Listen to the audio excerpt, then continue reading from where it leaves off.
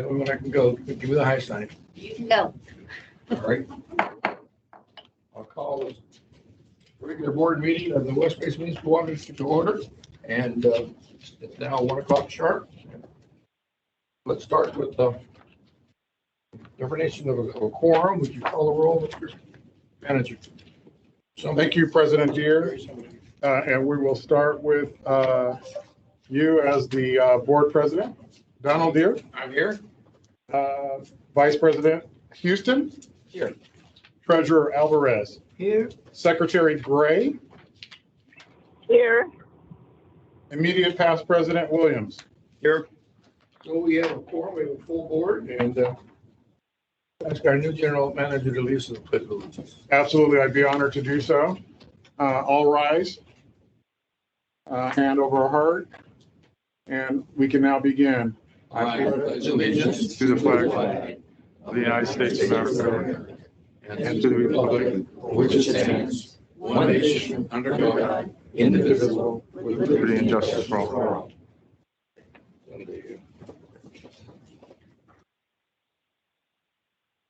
Okay, thank you. Is there any public comment?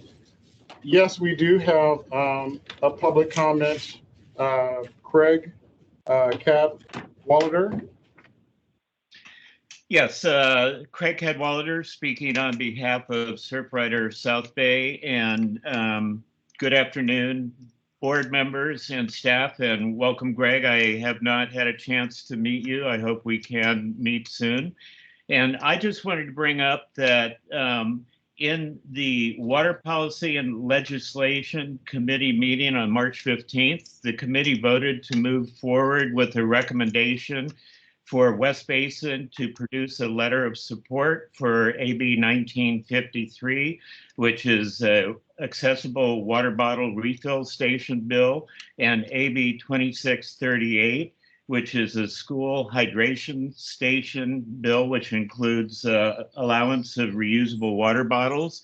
And the committee did vote to bring this forward to the full board. That did not happen on during the March board meeting, and it was not discussed during the April 19th Water Policy and Legislation Committee meeting, and I see it's not on today's meeting. So I would once again like to request that a letter of support be drafted for AB 1953 and AB 2638. This is in West Basin's interest, and I think is keeping with the West Basin mission. So once again, please consider developing a letter of support for those two bills. Thank you very much for allowing me to speak. Thank you. As far as the aforementioned letters, what happened to them? The committee passed it, recommended.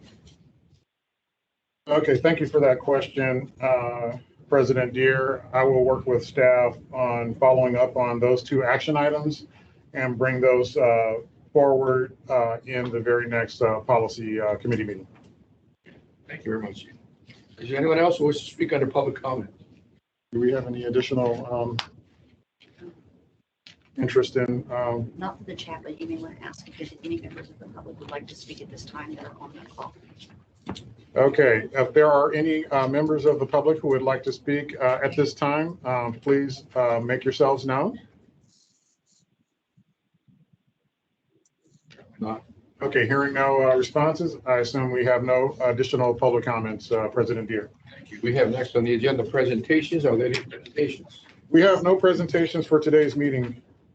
Are there any items too late to be agendized? We have no items being added to the agenda. Now I have items 7, the consent calendar. Is there anything to be pulled off the consent calendar to be handled individually?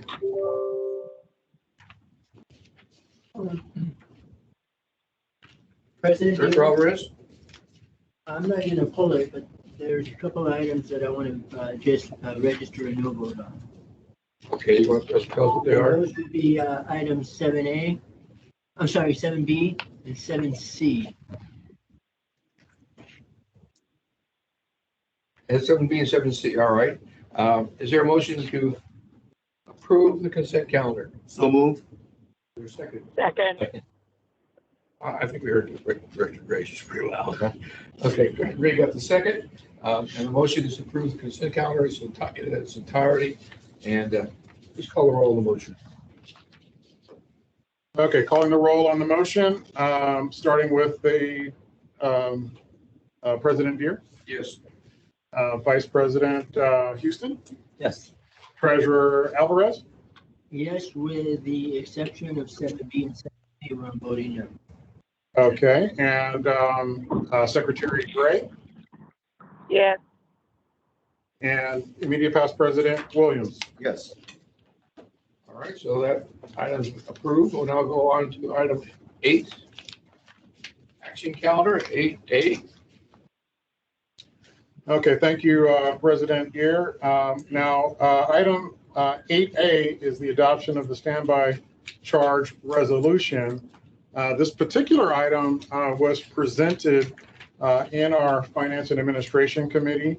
We do have staff ready to provide a similar presentation today if one is so desired. However, in committee, there was consensus on moving this forward. However, it was not added to the consent calendar because it involves a resolution.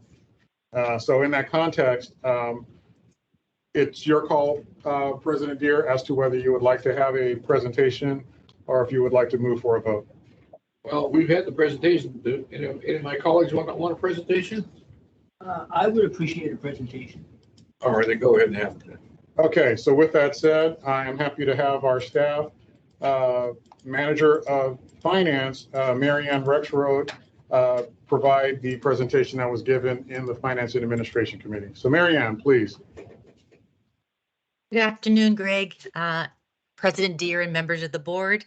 I'm happy to present on item 8A, which begins on page 99 of your packet. As mentioned, it's the adoption of the standby charge resolution number 04221157. Each year, West Basin must initiate that process to consider continuing the collection of standby charge pursuant to the Uniform Standby Charge Procedures Act by adopting a resolution to initiate the process. As a brief background, your board first implemented the levy and collection of standby charge in the early 1990s to financially assist in achieving its water recycling goals. The standby charge, in addition to the revenues collected from the recycled water sales, provides a stable source of revenue to pay the district's annual debt service associated with the construction of the recycled water facilities and distribution pipeline. Next month, at your May 23rd Board of Directors meeting, your board will hold a public hearing and consider the adoption of the annual standby charge.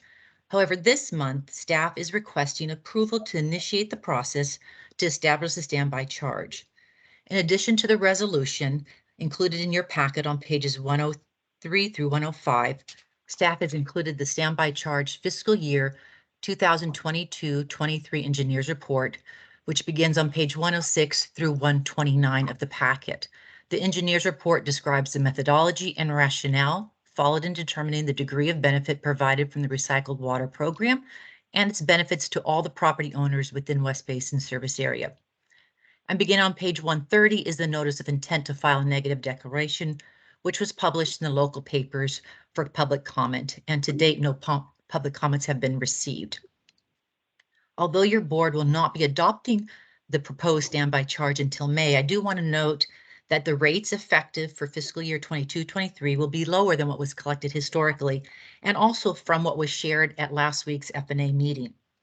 On April the 1st, 2022, the Los Angeles County Superior Court approved a settlement of the 2017 class action lawsuit, which will result in a phased reduction and eventual elimination of the standby charge. However, based on direction from District Council and Special Counsel, all fiscal year 22-23 rates had to be further reduced to account for the allocation of funds that were remaining in the settlement account. For fiscal year 22-23, the properties within West Basin West Basin service area, except for West Hollywood, the property owners will experience approximately a 30% reduction in their standby charge rates. The standby charge rates are as follows. For a single family or duplex residential unit, the fee will not exceed $14.49 per acre, or for acres or for parcels less than 1 acre, will be $14.79. If you have a multifamily residential unit, that fee will not exceed $9.86 per dwelling unit. And for all other parcels that are non-residential, the fee will not exceed $73.95 per acre or $93.95 for all parcels less than 1 acre. However, if you're within the West Hollywood area, those fees have been further reduced, and the standby charge will be no less than 40% from prior year. For a single family or duplex residence, that fee is $12.68 per acre, or again, $12.68 for parcels less than 1 acre. For a multifamily residential unit, it becomes $8.45 per dwelling unit. And for non-residential parcels, that charge will not exceed $63.38 an acre, or again, $63.38 for parcels less than 1 acre. And I'll pause there if there's any questions, and then I'll go ahead and read the recommendation. Director Deere, President Deere, Go ahead. Over. just a question, because this is something that it's affecting obviously our revenues and so on as the partial tax goes away. So the 30% reduction in terms of dollars, do you have what that is? And we'll have less revenue this year versus last year?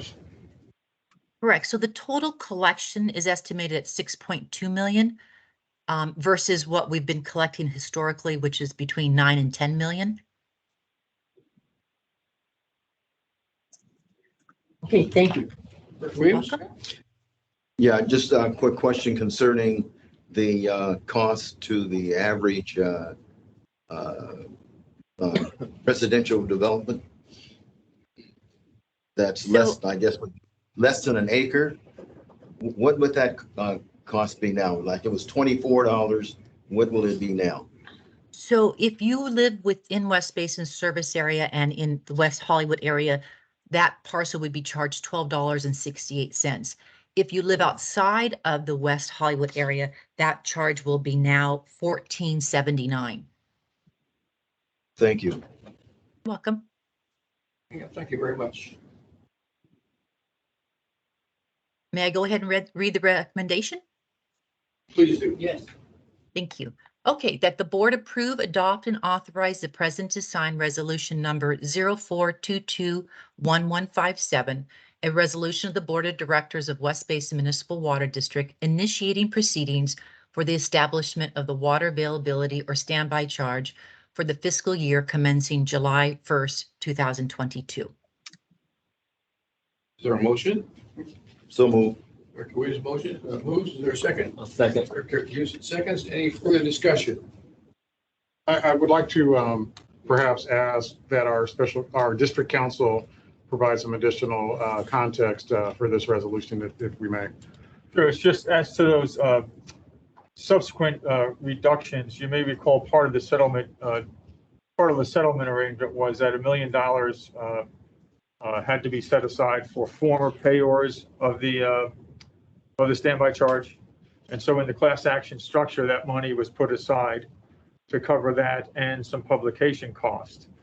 And that money that was paid out totaled $75,000 to the former payors and some other funds for the publication costs. And it left about $800,000 to the, and pursuant to the terms of the judgment, that money had to go back in and get redistributed. So I believe when this was before the committee last Wednesday, we didn't have final numbers. We got those final numbers on Thursday, I believe. And then we had Mary Ann and her team had to calculate what the effect was as to each class of payors. So that's why we have these kind of newer reduced numbers to consider that $800,000. Greg, did you want to talk about the other payments? Is that what you were?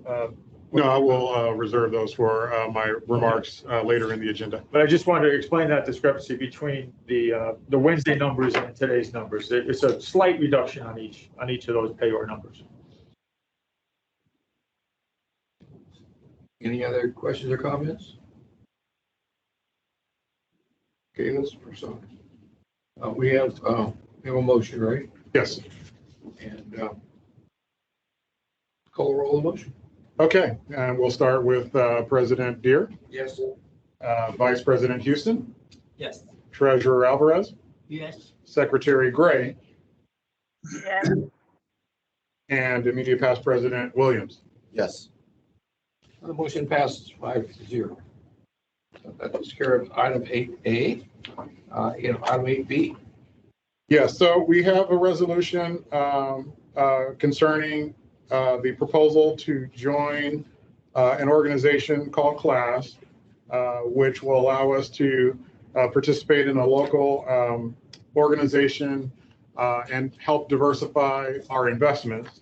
And so with that, this particular resolution was also reviewed in the Finance and Administration Committee. A presentation was made. There was consensus among the committee to move it forward. This is added as an action item because it does involve a resolution.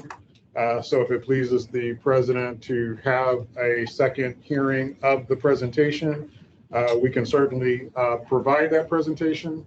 If you'd like to go straight into consideration for approval, the decision is yours on what we will do at this point. Is there any board member that wants to have a hearing? Okay, it's been asked for. Well, I'll have the hearing. President Deere, I don't know if I need a whole hearing. I just have a question. Go ahead. So this is a new entity Correct. that's being created. And basically it's for investment purposes, so where we need to park the money somewhere, so we're earning interest. And this would be equivalent to a life. Would we now, is that what this is? You said equivalent to a life. Late. Oh, I'll defer to my Margaret knows what I'm. executive manager of finance. Margaret is able Local to, area, anyways. and it sounds like she said, yes, it is. Correct. This would be an equivalent, if you will, to the local agency investment fund, as we refer to as LAIF. But this is at the local level. Local government investment pool is what this referred to. So through a joint effort between the League of California Cities and the California Special District Association, they are forming to join to create this new JPA. In order to form that JPA, they need 2 founding participants to start approving documents, if you will. The board president for CSDA was asked to be one representative for CSDA, and then I was asked to be the representative. But in order to do so, we would need to sign on to this JPA, and by doing so, we would do this through a resolution. Let me ask the question, why do we need a new one? And what's the advantage? It helps us to diversify our portfolio so that, again, if LAIF tends to sort of lag in the market, and so as the interest rates rise, we'll eventually see it, but it gives us an opportunity to do so. Included within the action item here today is a presentation that can go into more detail, but they have no limits, if you will. So if we have additional funds available beyond what is there, but LAIF has a pretty high balance. But if we were to, be in a future position where we have a sufficient amount of funds that need to be invested at a that are available to us sort of overnight, the JPA would allow us to be able to do so. Margaret, you mentioned the JPA is looking for 2,000 members to start. Did I hear you right? No, I apologize if that's what I said. There aren't that many No. agencies in California. So they're asking for 2 founding participants, of which West Basin would be one of those founding participants, so that we may then officially form it. The other participant, the Alameda Mosquito Abatement District, has their board has already approved this, as well as CSDA. So with the approval today, we would be in a position to now form this JPA and an action sometime in May or June. And you mentioned it's for diversification purposes, so that we have an alternative to LAIF. Correct. Do you see that we're going to end up moving money back and forth? And if so, is there going to be some kind of a penalty if you don't leave your money in a certain fund for an extended period? Right now, LAIF is pretty easy in putting money in and out, but once Correct. you start having competing funds, will that change? No, that is not, there wouldn't be any penalty, if you will, moving between funds. If you will, they're not asking for a certain minimum amount, just that we make a deposit there. So I think we could even make $1,000 and be considered it, good, if you will. But but there is no penalties, if you will, to move funds in and out from LAIF and or this JPA.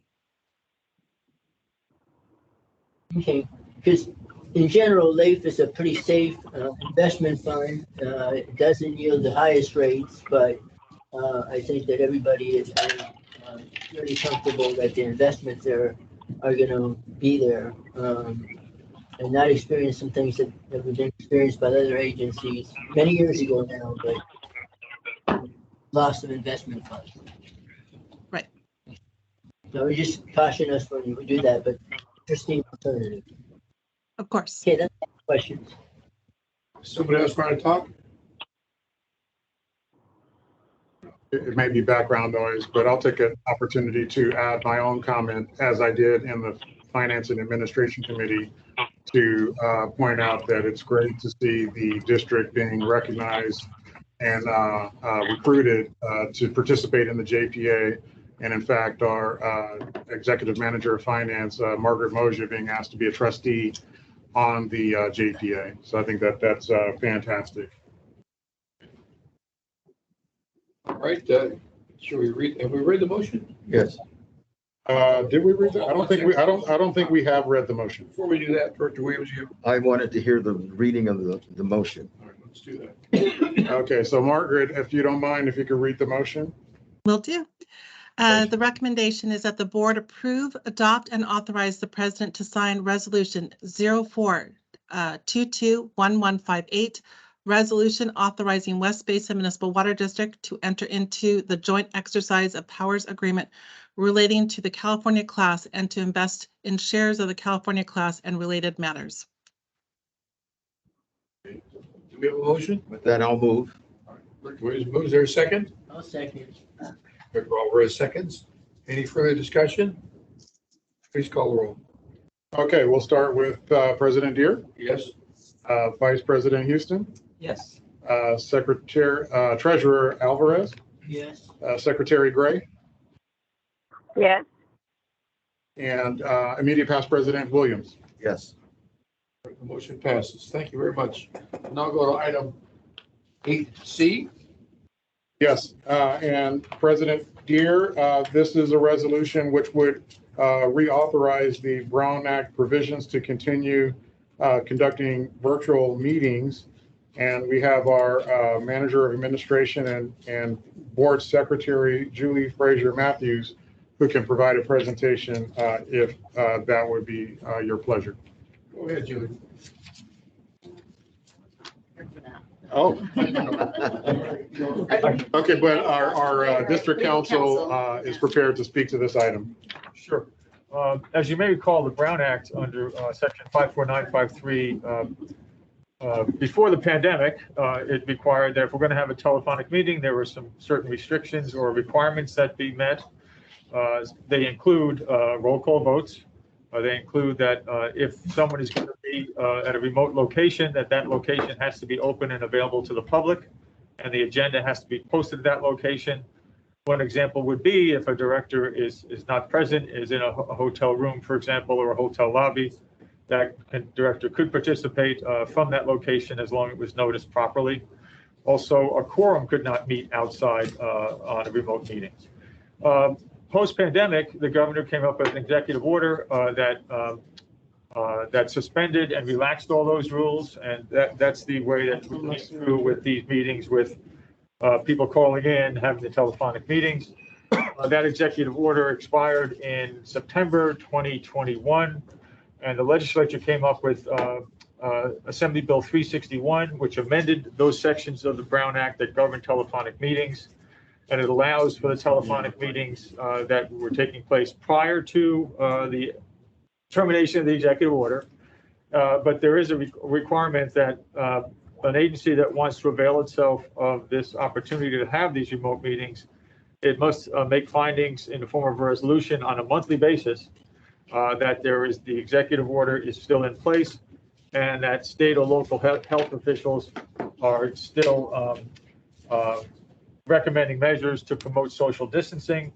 And it's also certain findings about potential for health risks by conducting meetings in person. And those are included in the resolution that's before you. And so the staff recommendation would be to adopt resolution 04-22-159. That's before you on item 8C. Your motion pass the resolution? I have a comment. Is there a motion? No. Nobody's making a motion? Talk about it anyway? Go ahead. We'll talk about the motion that hasn't been made. Go ahead.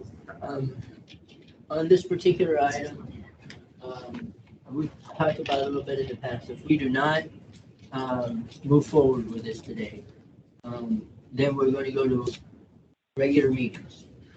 Yes, this is prospective. So your meeting in March allowed for this meeting to take place because you made those findings which allow you to have a subsequent meeting.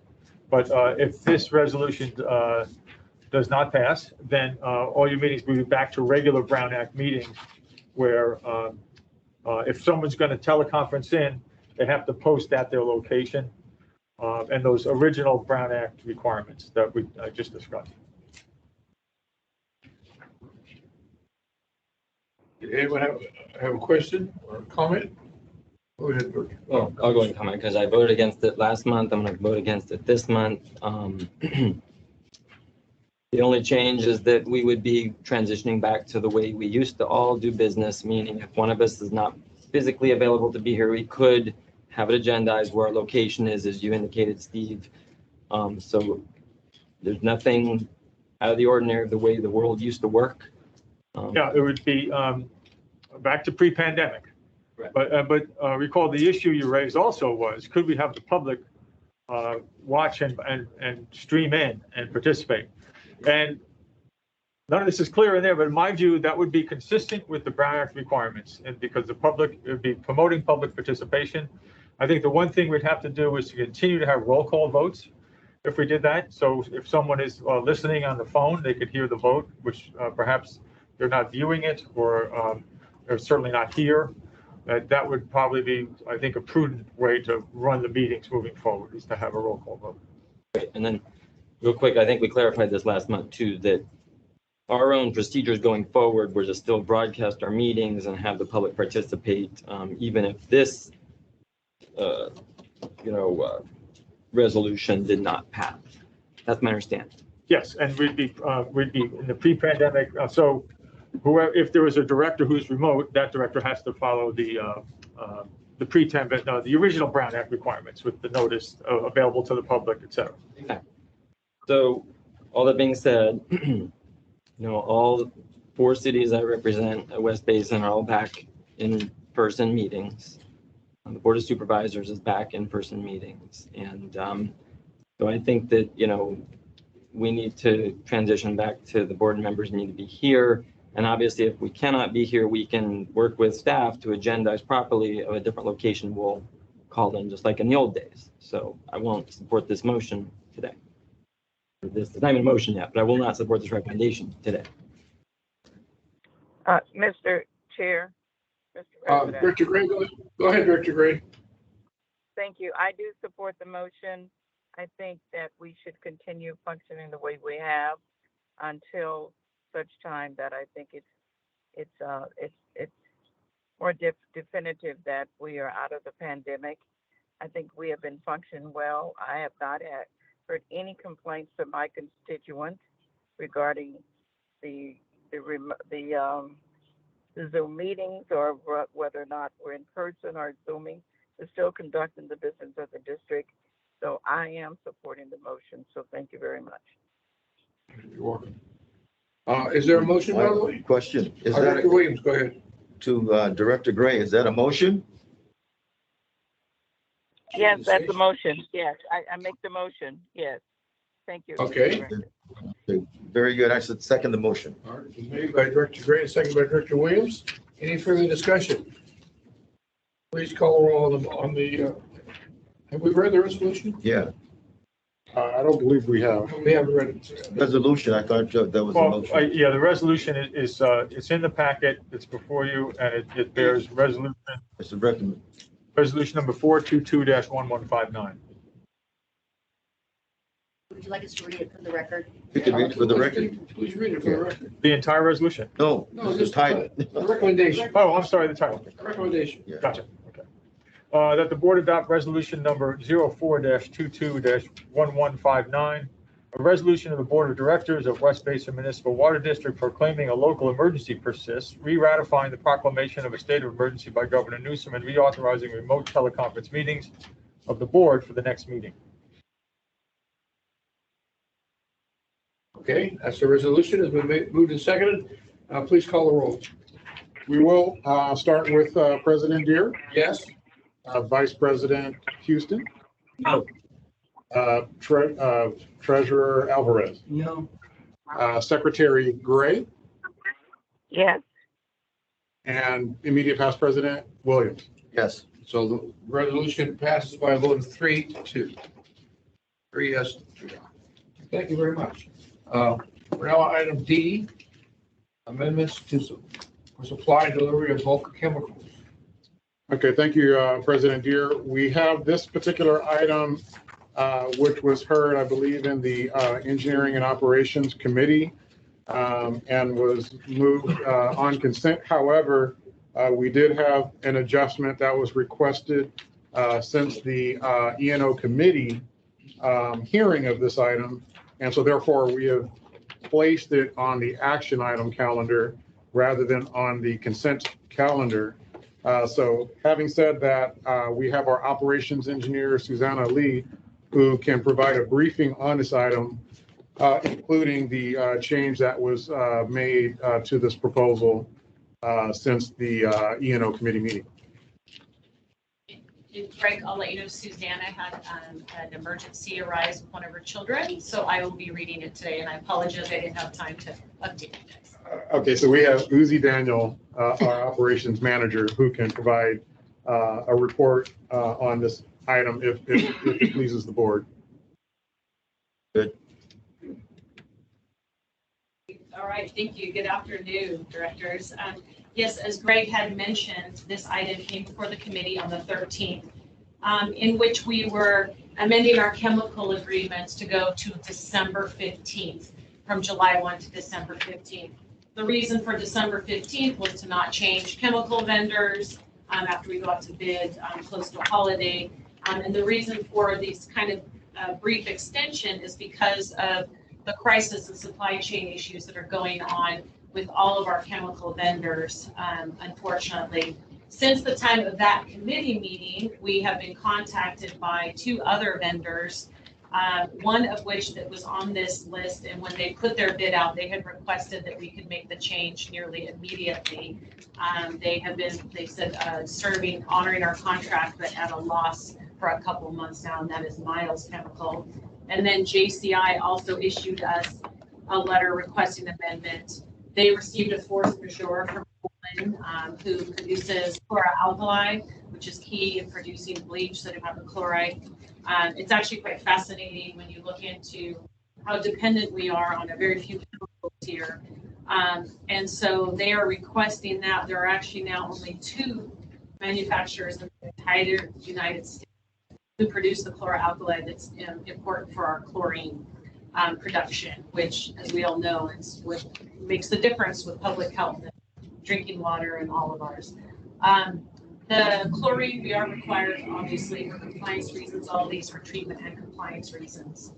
I will go ahead and read the recommendation. It's a little bit lengthy, but the 2 additions are, the recommendation is the same as the committee meeting, except for the addition, which I'll get to, that says secondly. So the recommendation is that the board authorize the general manager to amend the agreements below with the following chemical suppliers from July 1, 2022 through December 15th, 2022 for the supply and delivery of the following chemicals at the listed unit price. Carbon dioxide with California Tools and Welding Supply to supply and deliver carbon dioxide at 0.085 cents per per pound plus 0.475 per pound surcharge fee. Ferric chloride with Penco to supply and deliver ferric chloride at $815 per dry ton. Hydrated lime from Lois North America to supply and deliver hydrated lime at $320.74 per ton. Sodium bisulfite with JCI Jones Chemical to supply and deliver sodium bisulfate at 0.4718 cents per dry pound for the Carson, we say Carson, Torrance, and Chevron, Torrance, and Carson facilities. Sodium hydroxide with JCI Chemical supply and deliver sodium hydroxide at 0.519 per dry pound, and sodium hyperchloride with JCI Jones Chemical Inc. to supply and deliver sodium hyperchloride at $1.36 per gallon. And finally on here, sulfuric acid with Univar USA Inc. to supply and deliver sulfuric acid at $365 per ton for ECL, $450 per ton for the Torrance refinery, and $365 per ton for JMM plant. And then the addition today is that secondly, that the board authorizes the general manager to amend the agreements listed below here on page 189 of your packet as specified. Agreement W2965 with Miles Chemicals for the supply and delivery of hydrogen peroxide beginning April 1st, 2022 through December 15th, 2022 at $4.25 per gallon.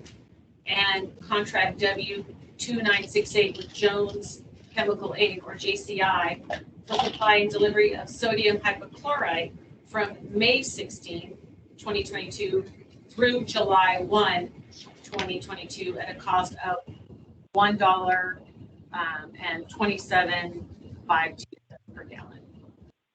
Mr. Chair, could I make one comment? Uzi, just a correction on carbon dioxide, it's $0.085 per pound.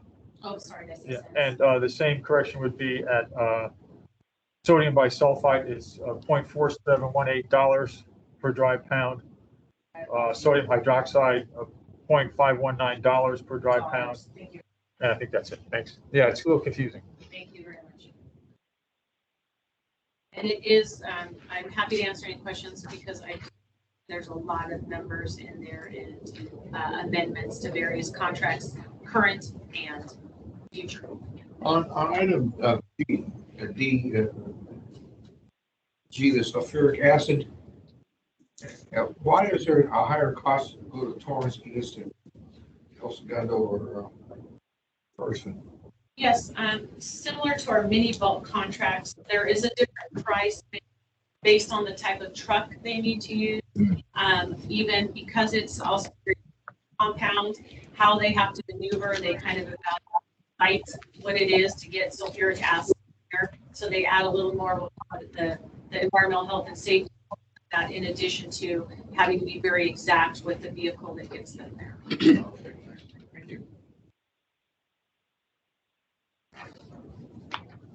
Okay, would you now reread the whole thing? No, just kidding. Do you really want me to? Is there a motion to approve item D? I'll move it. All right, Director. Used to make the motion for a second. I'll second the motion. Motion has been made and seconded to approve item D in its entirety. Any further discussion? Just Go ahead, Desi. a question / comment. So we're extending basically this is extending the contract through the end of the year, but we are going to go out to bid, and this will facilitate time to prepare for putting all of these chemical supply contracts out to bid. Correct. That's absolutely correct. And we're also trying to get information from other agencies, how they're doing their contracts, because it's our understanding that the chemical industry is stating that for some of these, that since they're only getting raw material updates monthly now, instead of used to be quarterly or annually, that there could be a lot of variability. So we're also looking into, is there a different way to do these? Happy to bring them to the board, but if they change, if prices change every month, is this the practical way? So we want to be able to bring that back to you after we do some research. A lot of agencies are going through that right now. Okay, any other questions? All right, so please call the roll. Okay, we will now call the roll on item D, starting with our board president, Deere, Yes. our board vice president, Houston, Yes. our board treasurer, Alvarez, Yes. our board secretary, Gray, Yes.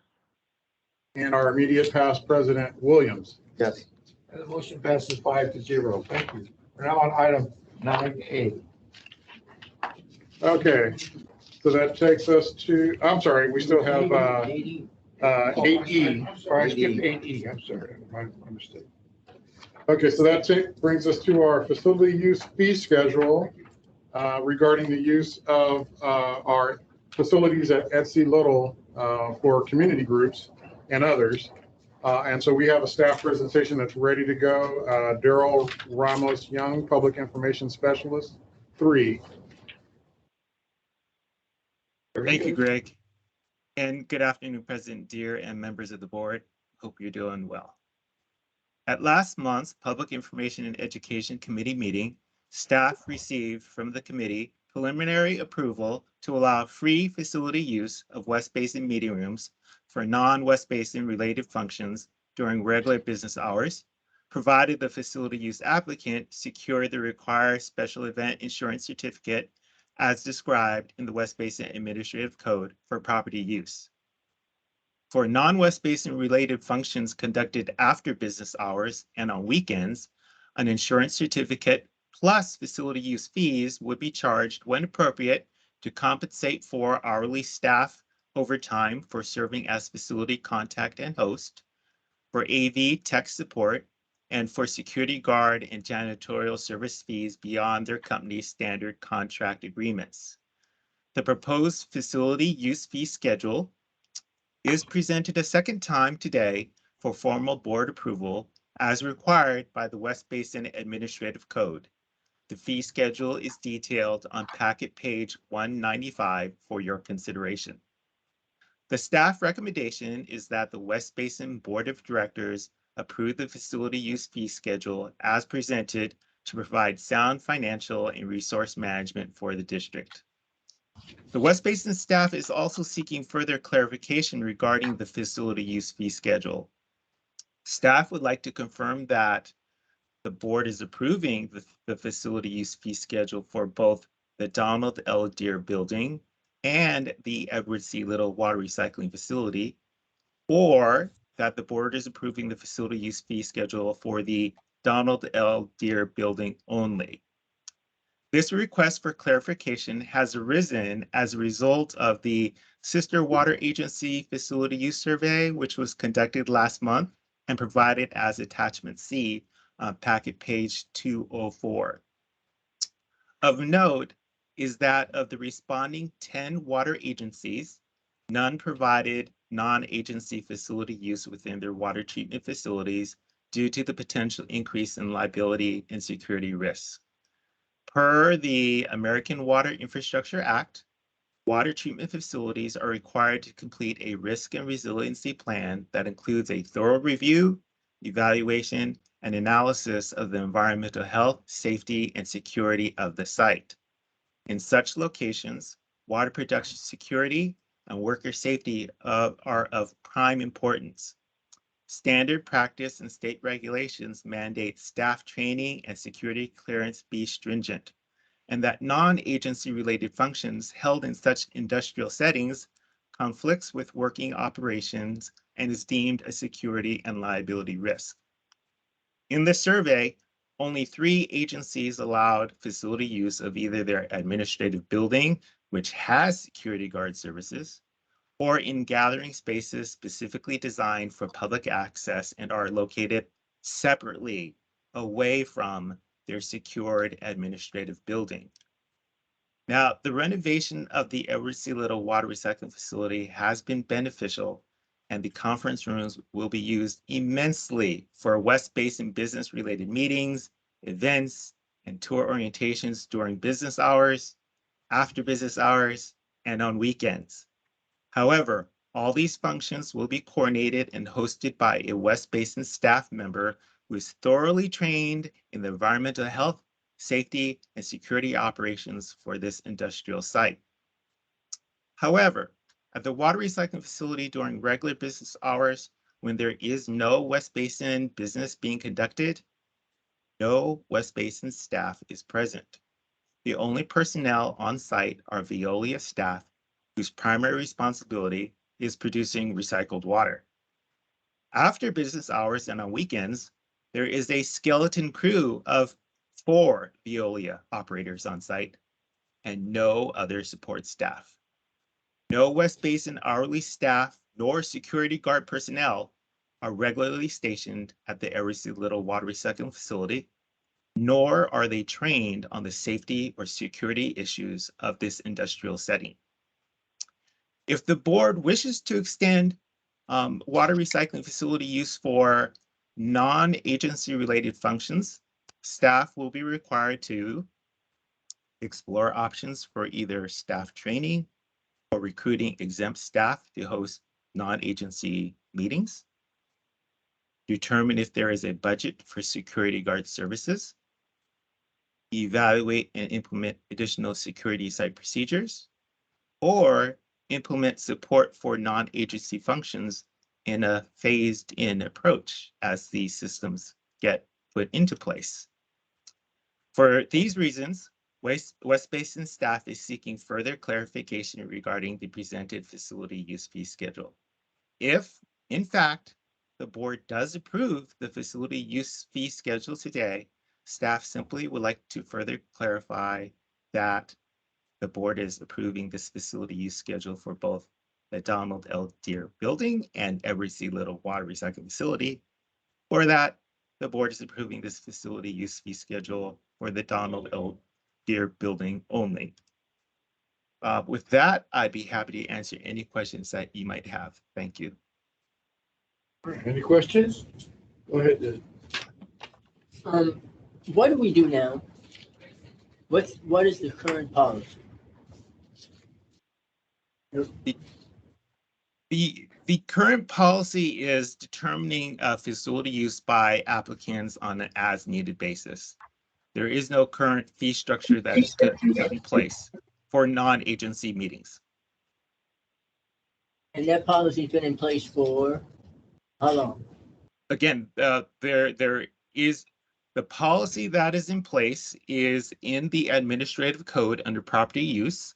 The only thing, and let me just say that this is a policy that hasn't been implemented on a regular basis. This was recently adopted, but now we're looking for the day-to-day operational direction from the directors as far as if for non-agency related meetings and functions, whether staff is going to be permitted by the board to charge fees for after-hour or weekend use. We've already identified that the board would like to provide non-agency meetings for free during regular operating hours. Okay, but the current policy is that a non-agency organization can use the facilities during non-working hours, or is that not the current policy? That is not the current policy. So agencies that want, or organizations that want to use the facilities outside of regular business hours, how do they get treated today? It would be the administrative and management decision. Okay, so but those decisions have been made in the past. Yes, To allow, as an on case-by-case basis. okay, on a case-by-case basis. So organizations like Leadership Manhattan Beach, Leadership Hermosa Beach, etc. I know Leadership Manhattan Beach has used the NC Little facility for their meetings. Would they then be required, and their meetings are after hours, would they, under this policy, be required to pay the fees in addition to just providing the necessary insurance to protect the district? For those particular organizations, they usually request West Basin to provide updates and a tour of our facility. In that case, it would be basically deemed a West Basin function, and no, they would not be required to be charged any fees. I seem to recall as an L&B member quite a few years ago now that we had our meetings here on a pretty regular basis, and it wasn't always a tour involved. Okay, so some of our local organizations, service organizations, would then be required to pay to use the facility, where currently they would just ask permission, and it is on a case-by-case basis. Organization like the West Basin Water Association, if they wanted to conduct a meeting on a Saturday, would they also have to pay? Again, if that would be a West Basin related function, I would assume that one West Basin staff member would be responsible for coordinating and hosting that meeting, so there would be no charge. But currently, a West Basin staff member wouldn't have to attend the meeting, and they could ask permission and be allowed to use the facilities. If that would be the case, again, it would be management's decision whether this is a West Basin function or not. But what comes down to is that if an organization like that would like to use the Every Little Water Recycling Facility, there is no West Basin staff currently present. So we would have to have a staff person on hand. We'd have to determine if security services are also required. And then again, case by case basis, whether they're going to be charged or not. It seems to me, in my opinion, would be that we have an existing policy that kind of works and is very supportive of some of the community organizations that tend to ask permission for use of the facilities. And that this is going to be something that's going to encumber them in an adversarial way, because they're going to have to jump through a few more hoops and come up with additional funding. And a lot of these organizations don't have an awful lot of funding. So I'm not quite sure that this is that wise an idea, and I won't be supporting it. Well, I think last thing you said, your last sentence. I said, I don't think this is a wise idea, and I won't be supporting it. I mean, right now we have community organizations that I think we're all supportive of that do avail themselves of the facilities. They are not very well-to-do organizations. They're always asking for money themselves. So the other alternative is if we come up and impose this kind of fee structure, then the next thing I would expect is people are going to come up to us and ask us to waive the fees. And I think we should be supportive.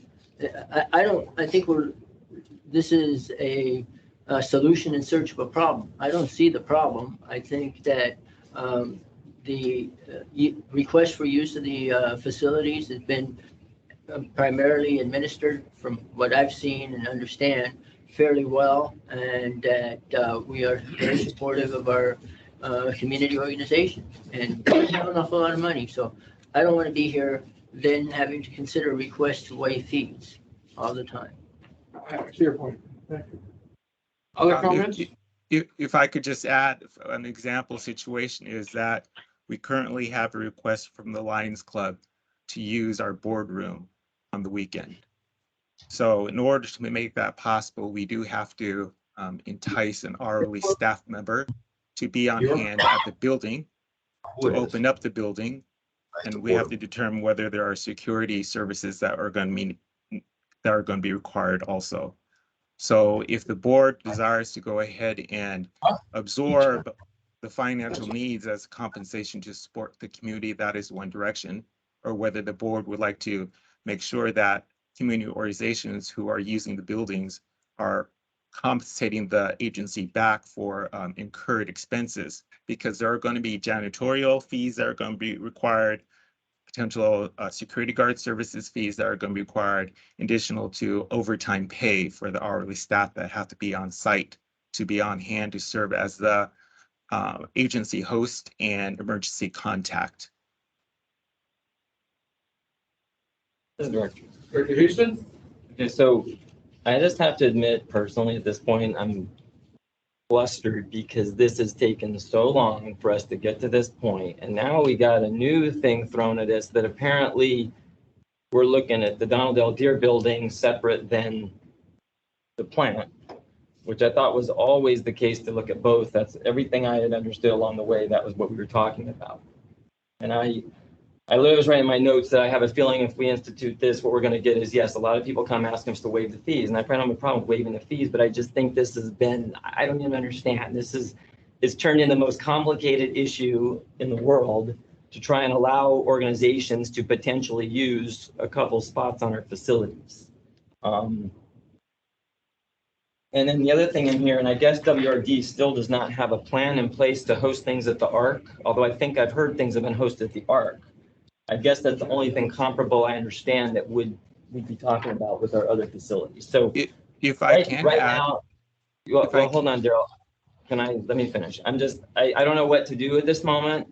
I'm kind of caught in a bind because I just feel like this thing's gone haywire and, we played games with it for months. And so here we are with this new caveat. So I'm really just torn what to do at this moment. Daryl? Yes, thank you, President Deere. We were able to get some information from WRID. They're still in the throes of developing their own facility use policy.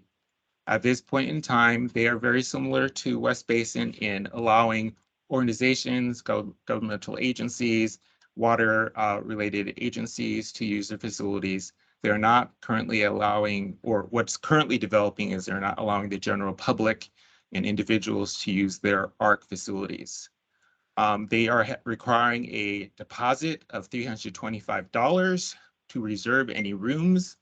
And it's looking like they will have an open policy where they have many meeting rooms as well as their garden rooftop that will be available to rent. They will be requesting that only caterers will be allowed that are on the WRD's approved catering list, and that there will be the opportunity to be serving alcohol with that added insurance coverage that will be required. Regarding the progressing forward with this action item, I think staff wants some clarity as far as whether the board would like to go ahead and extend facility use to both the Donald L. Deere building and every single water recycling facility. If so, staff will go ahead and make sure that staffing, security, safety protocols are up to par at both locations. Or if the board decides that they're going to follow some of the more industry standards in which water treatment facilities are not used for non-agency functions, only for agency-related functions, and that they would like to follow in the footsteps of those three agencies that do offer facility use for the public or community organizations in their administrative buildings that already have security guard services or have specially built community rooms specifically suited for access to the public. That's the situation that staff is in right now, looking for that direction. Quick question. Go ahead. Do we have security at the Ed.C. Little plant? Because I know in the past when we've done functions or after hours, I've seen security there, but maybe that's just on an as-needed basis. That's on an as. Yeah, I was going to say, Daryl, I can answer that. When we've had inspection trips or other special events that we've had there, we've had to have security be present, and we do that on an as-needed basis. And so we have, in the current contract with our security company, we have padded a little extra in case we do have to have extra events at the plant. Or when the inspection trips start back up, we typically would have security personnel there the entire weekend or overnight to make sure there's nothing that happens to their cars. Okay, so last thing I think from me, I mean, thank you for clarifying, Daryl. Number one, my vision personally has never been that people are going to have parties and alcohol at the facilities and major catering events. This is all about Rotary clubs and Kiwanis clubs and Lions clubs that want to use conference rooms or this boardroom. Very, very simple. They don't necessarily have to have a tour of that plant. Now, one thing that you mentioned in there was, you know, the water industry, you know, criteria or what have you. Well, again, you know, if these folks are literally walking in the front door and they're in the public building and they're not going out the back door, I don't personally think that that applies to any further issues personally. If there's going to be a tour, that's different, right? But if they're just coming in to use a conference room or the big meeting space down there, that just seems, you know, a little bit overly excessive. So I'm still where I started. I think this has just become a very complicated matter that was supposed to be really simple, and I'm really frustrated at this moment. So I leave it to my colleagues to help provide some direction. So thank you. Mr. Chair? Yes, Director Gray, go ahead. Yes, it is, you know, a lot to kind of take in.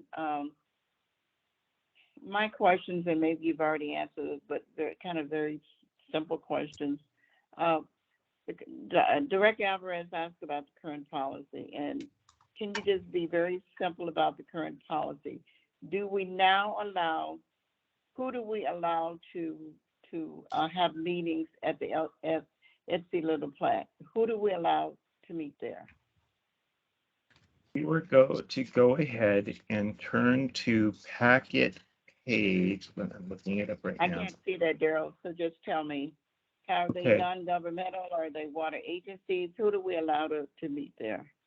So packet page 199, and perhaps our admin staff can turn to that page. The priorities of use include: first, all official West Basin activities; B, local government agency, political subdivisions, and other public Wait, water or Daryl. wastewater services. You said local public agencies, is that what Local, you said? local government agencies, political subdivisions, or organizations that provide or promote public water or wastewater service issues. After that, Okay. nonprofit organizations, and then last in consideration are other groups. That is our current facility use policy. And they're not charged anything, correct?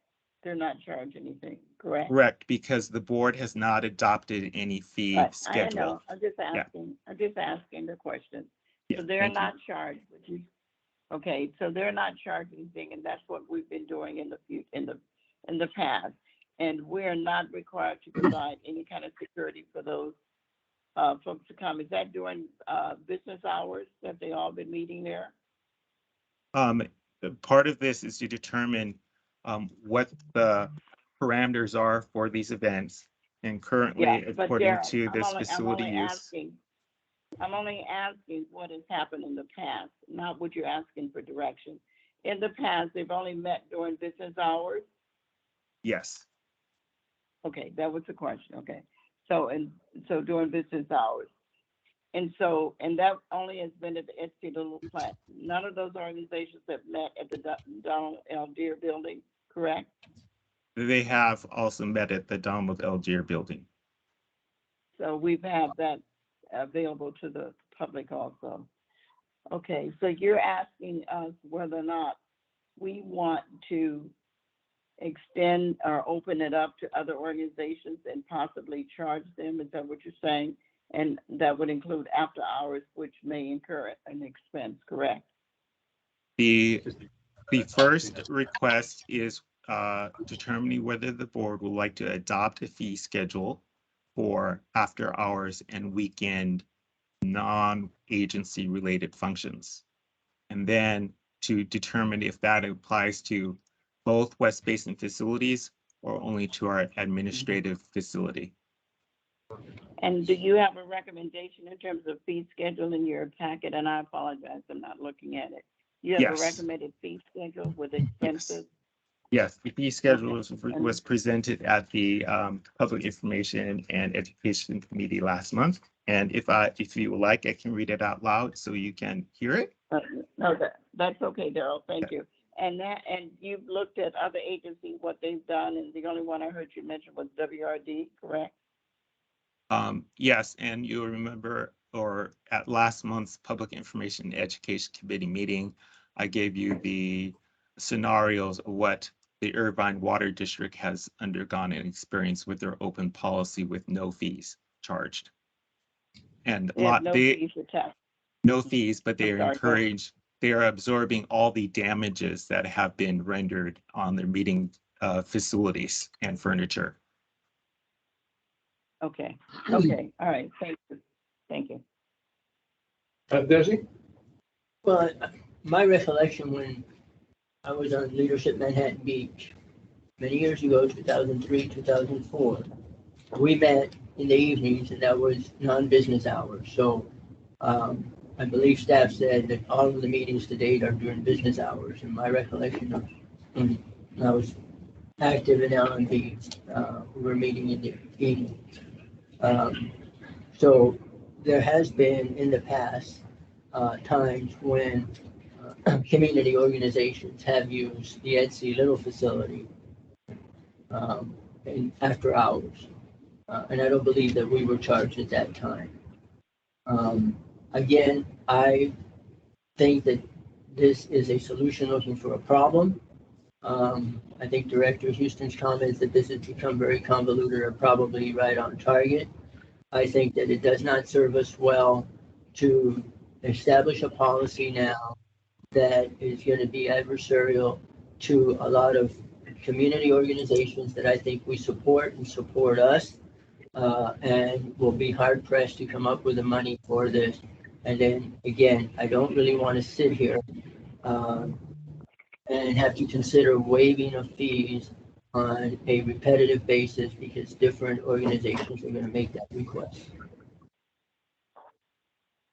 Are you suggesting then that we just table this issue and let the general manager handle any requests for facilities? I see the attorney has a comment. I would say that, and I would say that we continue a policy of no charge and that the requesting organizations be organizations within the West Basin service area.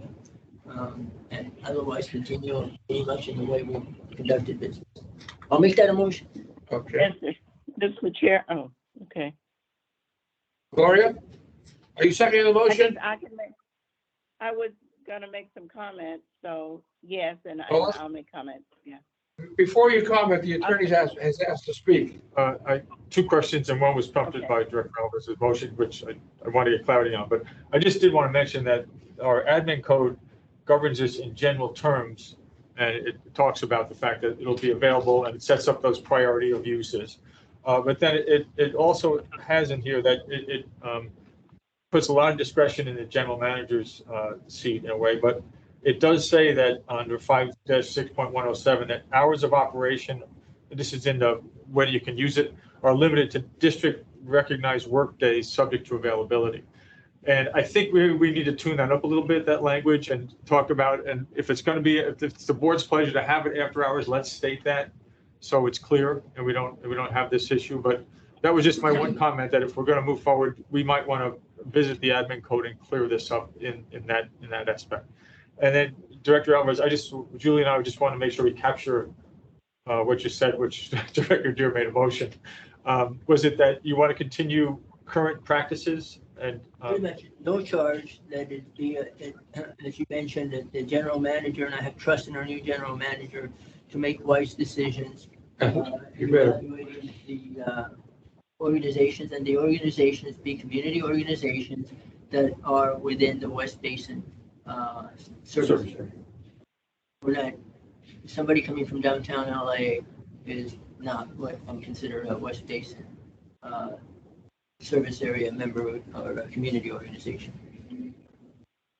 Okay, Director Gray, do you have a comment? Yeah, just clarification on the motion, then I will comment. The current policy allows those organizations to meet after hours or just during business hours? The admin code director base says just doing hours of operation are limited to district recognized work days, subject to availability, which in my interpretation would be our work hour days or daytime hours. Yeah, right, they're not But the after events, hours. the events in this building have been at night. What? That's why I'm suggesting we need to clean this up. And then we should clean it up. Okay, and perhaps that could be an action item for me to take back. Well, let me Where's finish that? my thought. Hello? Okay, go ahead. Hello? I think I have the floor. I was. Yes, you do. Go ahead. Thank you. I hear other people talking. So right now, the motion says the current policy, which is only during business hours, correct, Attorney? As I interpret the language, correct. Okay, all right. Then I will second the motion if it includes others, and I don't. And then my other comment is that I was going to suggest that we do just that, but kind of look at it as a pilot so that you can come back to the board with some more information on this item, because we may want to amend it or adjust it or whatever, not to just let it lay where it is. Suggest that maybe in 6 months more information comes back about how this current policy has worked out and whether or not we should adjust it. So that was what I was going to suggest. What's the motion? Can you read it back? I have that the board, that we would continue to have our current practice, would issue no fees. The general manager would make the decisions, and that the it must be a community organization within our service area. Okay. So I think I captured all of that. That would include like a service club using a evening reading and so forth.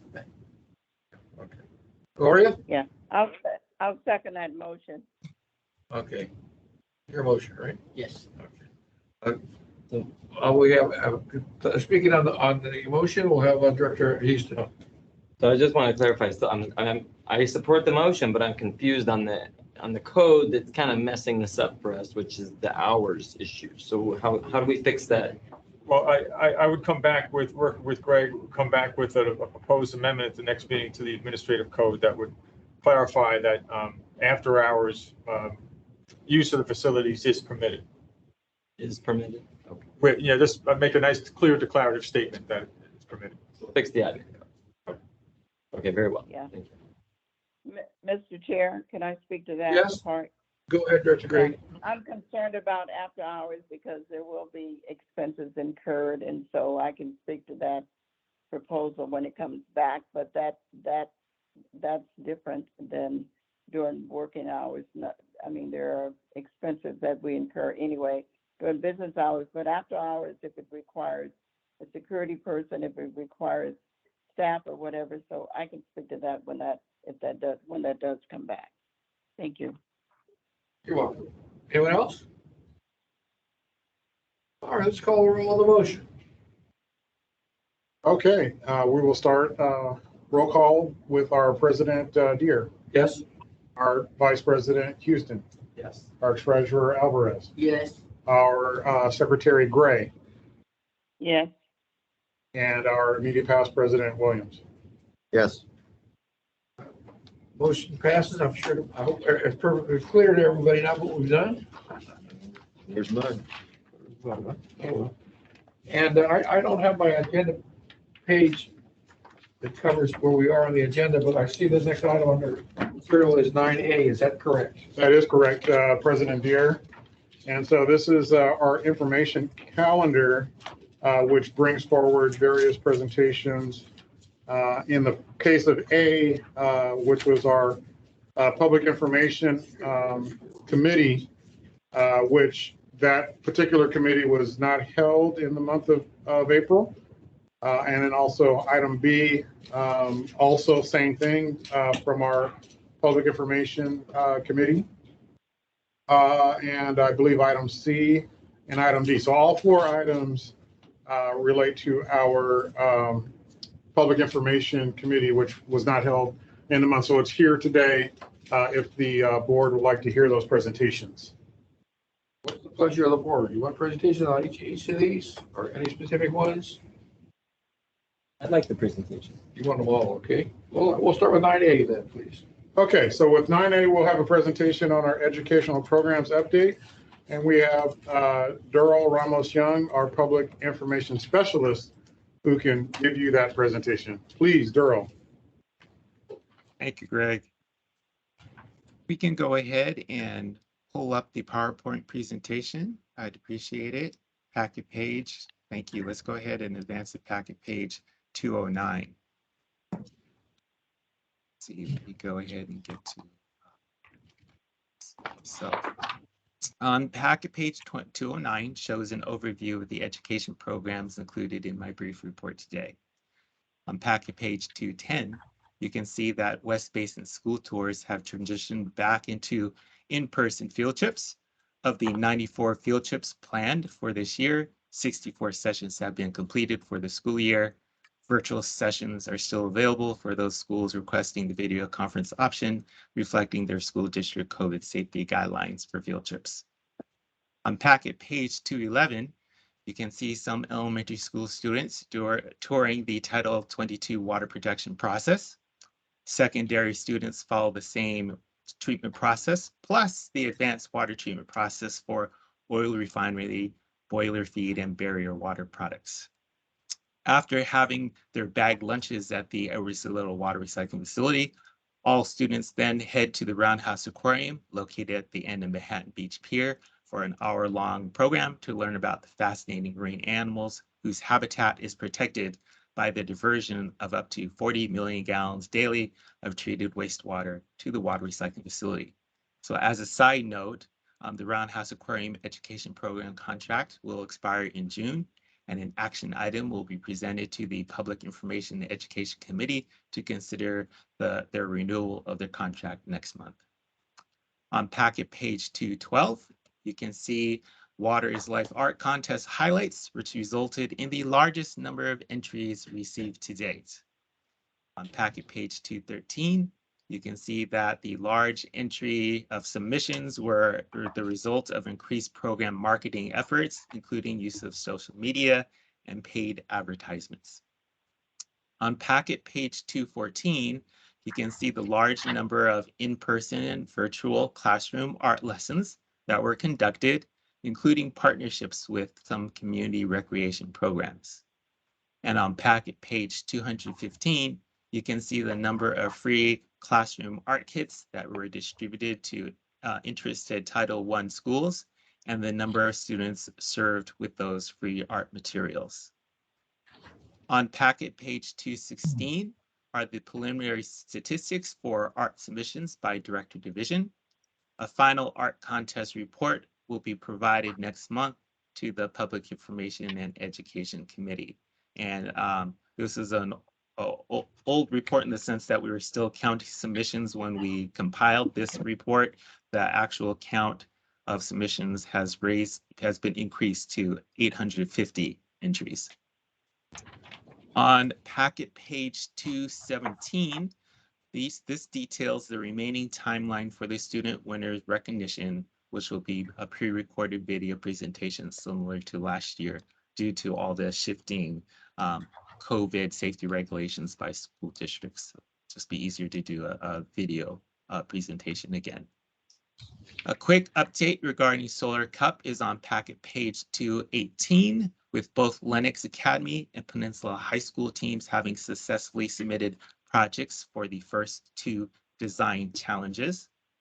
On packet page 219, the range of program challenges are detailed, and currently Peninsula High has earned a score of 430 out of 450 possible points, and Lenox Academy has earned 360 points for their On-Shape challenge, in which teams learned how to use a 3D modeling software platform.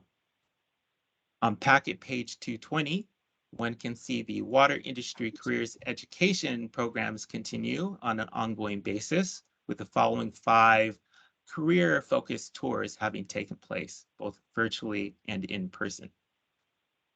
On packet page 221, the water industry guest speakers panel will be conducted this Friday in partnership with WRD. Promotional strategies have included e-blasts, social media posts, personal outreach to high school and college career counselors and science teachers at CSU Dominguez Hills, Los Angeles Southwest College, El Camino Community College, and the South Bay Workforce Investment Board. Current reservation numbers are at 75. That's an approximate number because some of the registrants represent teachers who are going to be logging in and streaming the whole panel live to their entire classroom. So there's probably going to be a lot more participants than the 75 currently reserved. On packet page 222, the West Basin A Drop in the Bucket Classroom Assembly Program, which focuses on the importance of our water supply and how to conserve water at home, is currently being conducted. Over 650 students have participated in online sessions and in-person sessions, and there's 2 additional sessions scheduled for this year that will be serving 300 more students. And then lastly, on packet page 223, the West Basin sponsored Teach and Test program has resumed in-person water quality monitoring and sampling presentation analysis with volunteer high school students. As of this date, 12 water sample collection dates have been completed as detailed on packet page 224. This is an example from Seaside Lagoon in Redondo Beach. Students gathered data and then entered it into the Surfrider Foundation Blue Water Task Force website, which provides water quality information for beaches up and down the coast for public review and access. On packet page 225, you can see the range of sampling sites from Bayona Wetlands southward to Malaga Creek Outlet in Palos Verdes Estates, which are tracked and monitored by West Basin High School students. So this concludes my report, and I'll be happy to answer any questions you might have. Any questions? Just quickly, could you please define a Title I school for me, please? I forgot what that is. Yes, the Title I schools are those schools that are in communities of prior importance that have a large number of students who are on basically the free lunch program. Okay, and then the next question is concerning Los Angeles Trade Technical College. Yes. So what is there any particular program that's there that for certification or anything like that, or encouraging students to pursue a technical education or what? Yes, Professor Sutton has been working with us rather regularly with his process controls and technology course. He has taken advantage of our live streaming virtual tours to introduce his students to process controls at the water treatment plant, as well as careers in the water industry. Thank you. That's it. Thank you. Director Houston? Hey, Daryl, thank you very much. I just had a couple questions really fast and comments. So I see our students art contest had more participants this year than ever before, is what you said. Because yes, I think I saw an email to us that there was at least 600 something, but you're saying thus far it's about 850 participants. Yes. Wow. And we got what last year, 400 something? What's our average usually? Our average is between 300 to 400. Okay. Wow. We've almost doubled it. That's amazing. So I'm really, really happy about that. And the pieces I saw were wonderful. By the way, when will those awards on our end be done? When's that? Next month? Yes, we're looking at presenting the student award recognition at the May board meeting. Okay. Excellent. Okay. And then my other question is the Surfrider Foundation Teach and Test. And so I'm sure you all kind of know my thoughts on that. I'm just curious because we test all the way up to Bayona Creek. How come Culver City High School is not participating? I don't know if you have an answer for that, but I'm curious as to why. We always reach out to all the high schools, and Surfrider Foundation has been really good in trying to be very inclusive in the recruitment. It's a matter of getting that teacher advisor who's willing to promote it and come out on a every other week basis with the students to provide that incentive. Okay, great. And then, so maybe that's something we can talk about when that comes back for renewal again with us, because we also had the discussion a year ago about continuing to try and get more diverse high schools across our region to participate, which obviously this is still only the coast. And it's not even Culver City, which that's part of their backyard. So I definitely want us to talk about that again with the Surfrider Foundation folks, with Craig. I definitely appreciate all the work they've done. And I know it's not all easy, but we have been talking about it for a while. And I think we've got to really be a little more, serious about that. So that would be what I'd like to see happen as we look at that next round. Okay. Yes, Well, that is always a priority, to be more inclusive, to the point where we also have worked with Surfrider Foundation to see if there's any type of way to offset transportation to get the inland schools easier access to the coast where the water sampling stations are. Again, we can lead the horse to water, but we really can't force him to drink. It really comes down to finding that key faculty person who's willing to provide that encouragement and incentive and inspiration for their students to participate, but we will keep trying. perfect. Thank you, Daryl. And you know that through Greg, people can always talk to me and I can help as well in the school districts in my area. So thank you. Okay, let's go on. Okay, so President Deere, so I assume that concludes our report on item A. Thank you so much, Daryl, for that really great report. And so that brings us to item B, communications update. And we have our manager of communications, Amy Rocha, who can give a presentation for the board. Thank you. Good afternoon. Hope everyone can hear me okay. I'm speaking through my webcam microphone. Just let me know if you need me to speak louder. But this update is about our March highlights. It's pretty light and pretty to the point, but I'm happy to answer any questions or go into detail where I can. Starting on packet page 229. I just want to give an overview of some of the announcements we made to the media and some posts on the website. So as you can see, we talked about the funding that was received that was benefiting the Gardena area.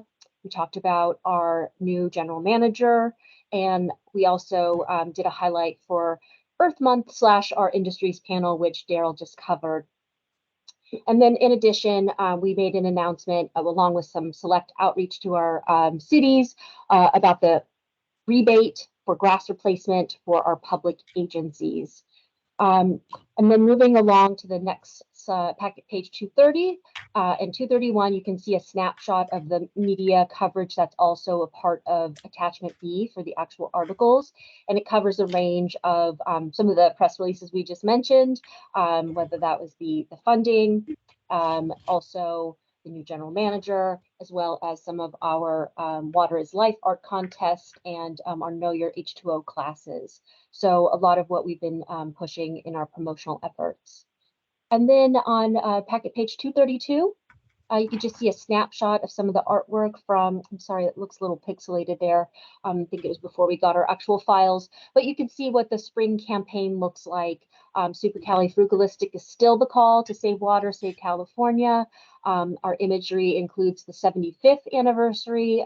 This was for the annual ad campaign that was running in our local print and digital publications that ran throughout this month and culminating in Earth Day, Earth Week outreach. We typically come back with the clips of those ad placements. So when those are finished and captured, we will share that with the board as an attachment. But you could see some of our new spring imagery. We've placed these images, or will soon, I think we're still optimizing some of the files, in our brand toolkit, which has been made available to our cities and retailers. We also have a web news story that announces, why we're continuing this call for water saving efforts and what that means for the district. And so this is just a snapshot of the ad placement artwork.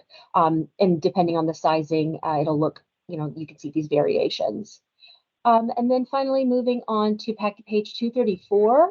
Again, just some highlights. You'll see a lot of themes echoed in what we've been talking about and across our platforms. So again, welcoming our newest General Manager Reed, talking about our conservation programs. You can see here on the left, we were a guest speaker, our water conservation I call her specialist. I know that's not technically her title. Jennifer Vasquez presented to a group of seniors and the Family Services Community Services Center for Redondo Beach. And so we presented on drought issues and our programs. Center Street School also, we featured the water bottle filling station photo and shared their information, as well as the continuation of some of our programs like Malibu Smart. You can see them getting coverage. And then just continue on, that's overview of the highlights, and you can see in the next few pages just popular posts. So public agency replacement, grass replacement rebate, as well as on Instagram, some of our industry events and outreach. And then following Twitter, some of those same posts, the check presentation about the North Gardena Recycle Water Lateral Project. And finally on LinkedIn, again, more staffing and funding coverage. And so that is the brief update for this month. I can take any questions if you have any, but thank you. Yes, Becky. Hey, Amy, I'm just wondering, when did the ad run, or is it still in process of running? Because I haven't seen it in any publications thus far. Unless I missed it, I haven't seen it. Are you talking about print publications or digital, or both? I guess print. I haven't seen it online either, but on print. Oh yeah, I think it depends on where you go. I know I was on Culver City News, and it was like the first thing that it was like a little pop-up. Okay. That was nice to see. But in print, they were running. So a lot of these papers are weekly, and they were set to run last week. So we should see them. And again, we're collecting the clips so that we can bring it back to you. I think there was some, with the digital, we kind of had arranged throughout the month. But we will report back on that and share with you the images that ran. But this past week was supposed to be the run date for most of the weeklies. Okay, great. Well, unless I missed it, I didn't see it in the El Segundo Herald in print, and I didn't see it in the Easy Reader News this past week. But I could be wrong, but I just didn't see it. So I think it'd be good if you guys give us a report what has ran thus far or not, because, I didn't see it in some of those publications, and that was Earth Day. So I'd like to know about that. And the only other question I have, and maybe this is the time, when do we start doing water harvest planning? That's got to start coming up pretty quick too. I don't know what the timetable is on that. Yes, thanks for asking that, Director Houston. It seems to be a year-round planning event, quite honestly. We talk about it regularly on the PI team, if not planning, implementing, or, assessing. So that will be coming up. I know there's some initial conversations we're having here, so we'll have to bring that back. I know we typically start in May, so I think that will be probably a good chance to at least address some of the questions we may have and start to talk about themes and whatnot. So, yep, coming up. Okay, great. Thank you. Mr. Chair, I'd just like to comment on the ad, the Super Cali Frugilistic.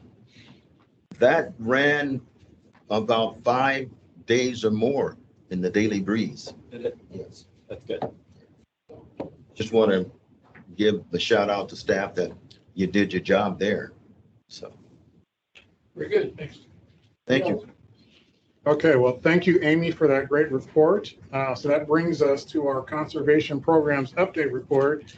And we have Gus Mesa, our senior water policy and resources analyst. And we also have Jennifer Vasquez, our water policy and resource analyst. So please, Gus, Jennifer, yes. Take her away.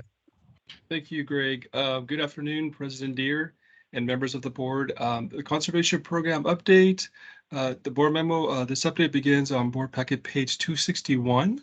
But for brevity, I'm going to mainly present on our rain barrel program since staff is seeking board direction on this item.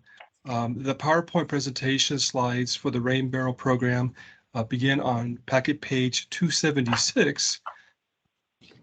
Thank you for bringing the packet page up. As you know, West Basin's Rain Barrel program continues to be very popular with our residents. I'm going to talk about the successes and challenges with the program and compare the costs between the hybrid model versus the traditional in-person events. Next page, please. On my packet page 277, West Basin launched its free rain barrel program back in 2016, and since then we have provided over 12,000 rain barrels to our residents in all our divisions. And all of these rain barrels are saving up to 22 acre-feet per year. In Exhibit A to this board item, staff has provided a list of all 35 events that we held over the years in our communities over the past 6 years. It also includes the various nonprofit groups that have assisted West Basin by providing volunteers for these events. To successfully implement this program, West Basin partners with the South Bay Cities Council of Governments, our cities, schools, water retailers, and various nonprofit groups. Due to COVID-19, staff, with approval from the board, modified this program and launched a hybrid program. Next page, please. I'm on packet page 278. So in the current fiscal year, staff implemented a hybrid program. We hired a company who helped us deliver 1,200 rain barrels directly to 700 residents. This was a very popular option. It provided rain barrels to our diverse geographical areas and to residents who may not have the transportation or were incapable of attending the event. Along with the home deliveries, staff held two successful small in-person events, one at our Edward C. Little water recycling facility and one at our Donald L. Deere headquarters in Carson.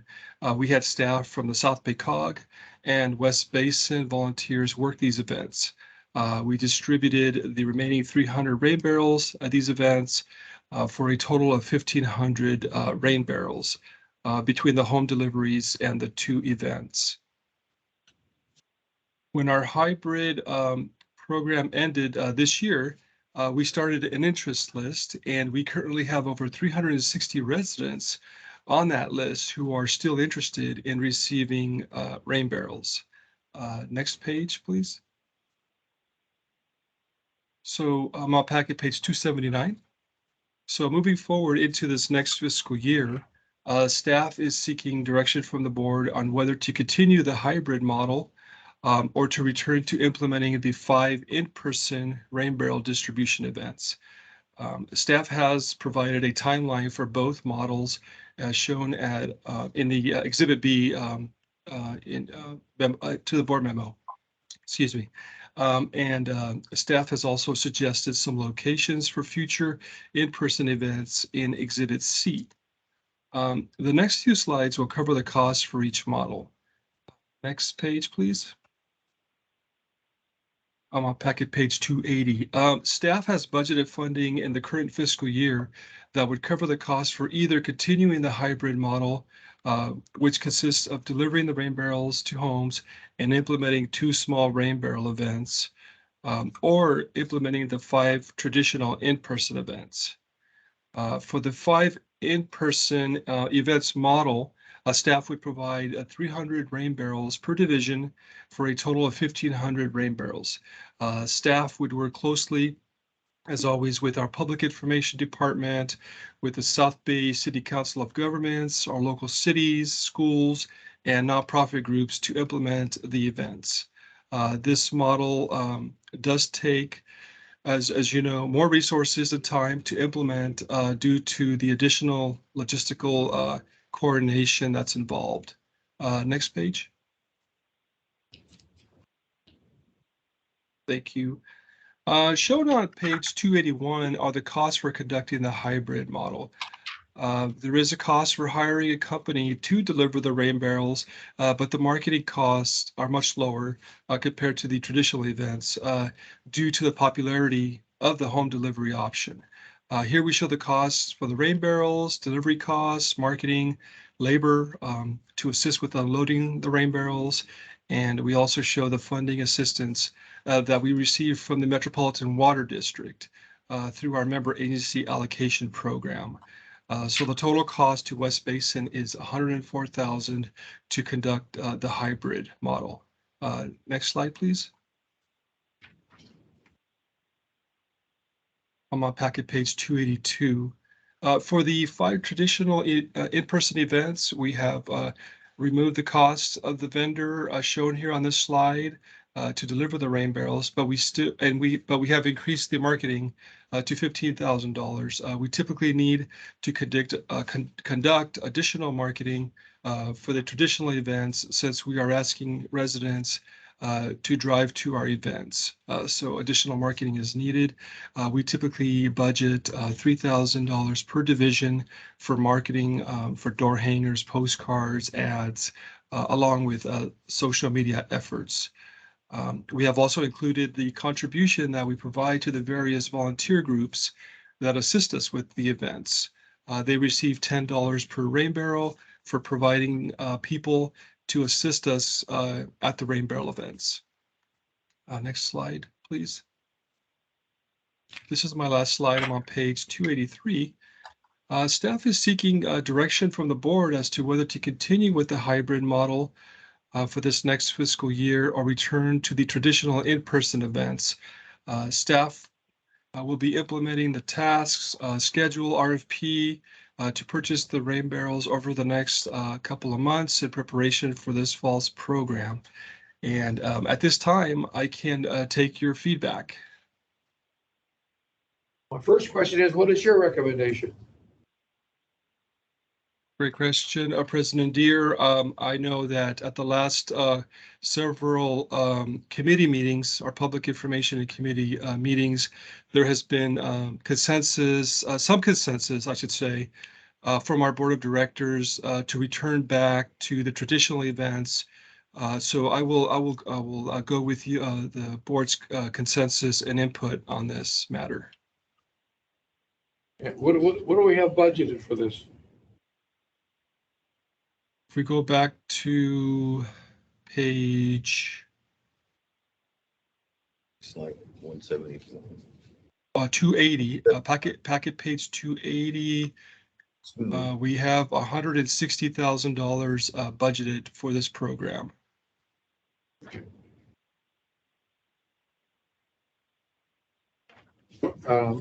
President Deere, if I may. So based on the presentation and speaking frankly, this is my first time looking at this, as close as we are today. It seems that the in-person events are at a lower cost to the district. I think there is merit there. On balance, both are providing, the same number of, estimated distribution, 1,500 barrels. And so it seems that would favor the in-person events as well, equivalent value at a lower unit cost. The only question that comes to my mind would be, the breadth of penetration in terms of coverage across our divisions. And not having that data in front of me, I would assume that, the in-person events can attract a broad coverage of our 5 divisions and therefore would be appropriate to go forward with as a recommendation. I tend to agree with you. Other comments for directors? Director Williams. I support going back to in-person events because that has been a stable, something that has been well received from every corner of our district. And by having community participation in terms of assisting us in giving out distributing the rain barrels on the site is wonderful. And I don't see us cheaping out on this, that we gotta go with this. We gotta keep this going. People remember the events. They see us in the community and say, oh, I was at that rain barrel event. It was so good to see you there. Or when can group get involved in that. And these are the local community events who are into service. And what could be a better way of giving back to your community than being involved in a rain barrel giveaway program? So yes, I would like to see us get back to the traditional in-person event straight away. Okay. Director Houston? No, I totally agree with Director Williams. And first of all, we obviously saved $60,000 on hiring some delivery driver to go out there. I'm sorry, that's just crazy in this day and age. Question for you guys is, it says if you guys did the hybrid model, you would spend a lot less money apparently on outreach versus if we're doing in-person meetings, all of a sudden it requires us to do door hangers and postcards. But if we're doing deliveries, we only use social media. So does anybody understand why that is? Gus? Yes, thank you for the question, Director Houston. For the last program we just held, we mainly used social media, working with our cities and retailers to get the word out on websites. And there was a lot of interest from the public. And so for the direct delivery.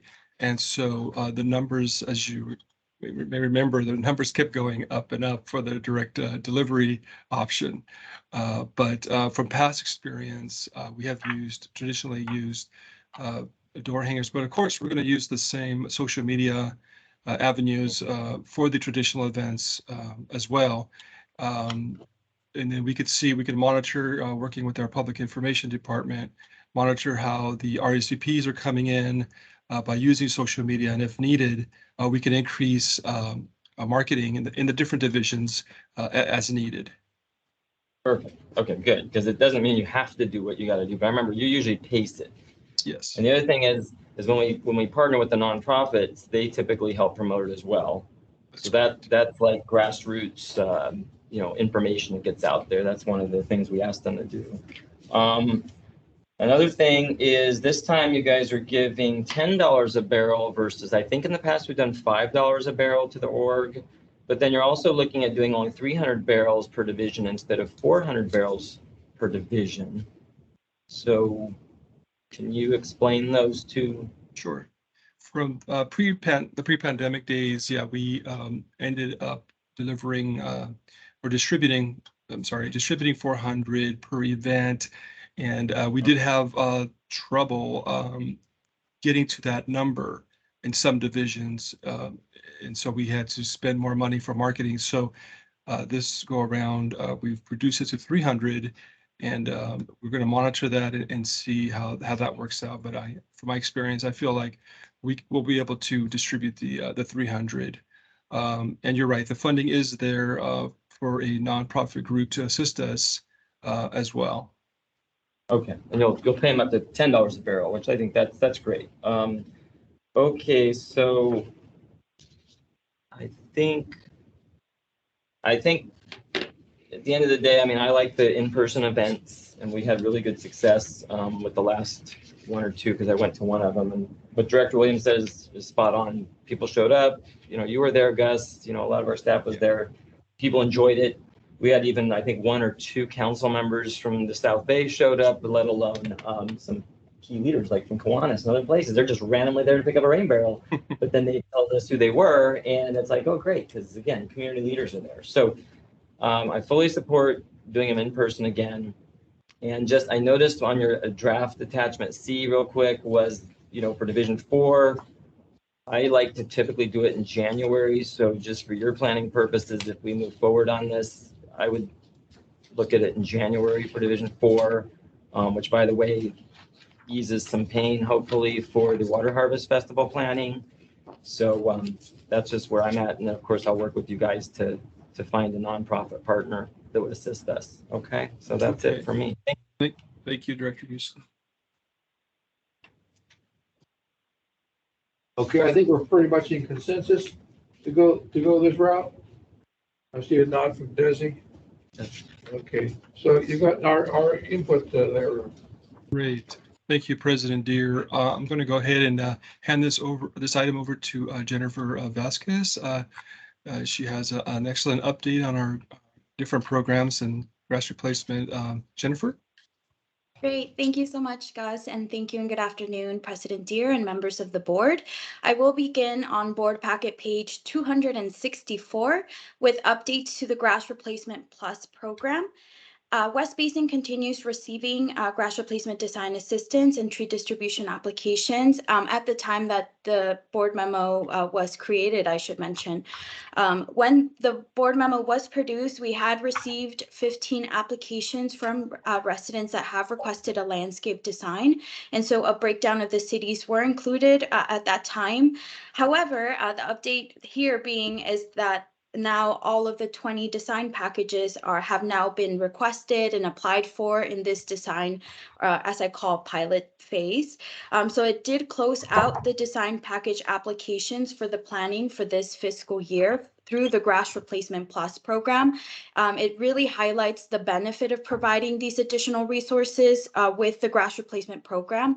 And so this is an update from what you're seeing on the screen, but I did want to mention it because I foresee that you might want to know where the 20 applications came from throughout our service area. And so we did receive 9 applications from Carson, 3 applications from Gardena, 1 application from Hawthorne, 3 applications from Inglewood, 3 applications from LA proper, and 1 application from Torrance.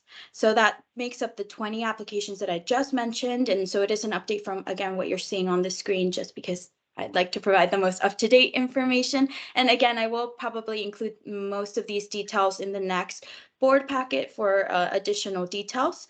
And so I also wanted to mention that I, continue to provide examples of the before photos that we receive from residents throughout the application process, and that's what you see in the next page. And so a reminder that measurements of these grass areas will be conducted during the design consultation to assist the residents with the rebate process once they are ready to begin. As a program partner, Tree People will make the recommendation of the drought tolerant plants in these areas that you're seeing on the screen. They will take, again, the measurements of the area, so we don't know quite yet for all of them how large the areas are, but you do see, especially that top left corner one, it is a large front yard. And so we're looking and considering design assistance for areas primarily in the front yard that residents are really asking, what to place in these areas. And through the design consultation that Tree People conducts, they try to address all of the needs that the resident is looking for these sites, but also making sure that they fit the requirements for the grass replacement program. Another mention that I did also want to point out is that our partnership with Tree People also has brought a good opportunity to create West Basin-led content surrounding watering trees during the drought. And so I did want to point that out as far as going out in our social media and just overall through the Grass Replacement Plus program, making sure that we're keeping those trees alive, not just the ones that we're installing through the program, but also the existing ones throughout our cities. All right, and moving into, I guess, the upcoming, our program partner, Tree People, like I mentioned, will continue scheduling and completing residential landscape designs. Some of the initial applicants that are now beginning to receive their first draft of their design. And the last final 5 applicants that we recently received will begin to schedule what we call the design consultation to go through the planning phase for their front yards or backyards in some cases. So now moving into the grass replacement rebate section, which just highlights on board packet page 266, staff has included the rebate application table on the same page, which begins on the current fiscal year with applications received from July 1st until now. As of March 29th, 2022, again for the March update, a total of 15 new applications were processed for the grass replacement rebate on the SoCal WaterSmart website. And again, to date, a total of 103,616 square feet were processed in rebate applications. We are seeing jumps in the square footage every month. And I do want to remind that at or February's update, I did provide 83,000 roughly. And so we saw that jump. Now we're at 103,616 square feet that have been applied for through the SoCal WaterSmart website. We will continue to promote the program in the various ways that you've seen through social media and of course through our West Basin chat, which specifically focuses on grass replacement. We do have the next one coming up May 25th. And really just as a reminder, these chats continue to not only promote the program, but it also provides a direct opportunity to address any questions that residents may have regarding the program. I host, quick slides regarding the rebate process, how to submit your application, and then open it up for questions really for residents that are attending to be able to clarify any information they might have about their grass replacement interest. And so again, the next one will be May 25th, and that is included in the calendar for the events. Great. Moving into the Cash for Kitchens program updates, I did want to provide that for this fiscal year, staff has conducted now a total of 58 water efficiency surveys across the service area for this particular program, and I'll keep that update brief. And so we did include the numbers there for the total completed throughout the program and just in general our green business involvement and making sure that we're identifying additional sites to participate for Cash for Kitchens as we close out that participation.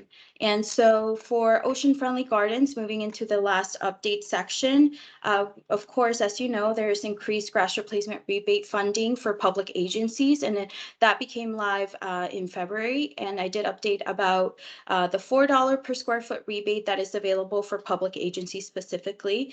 And what West Basin is offering is design assistance also to help with the planning phase for these sites.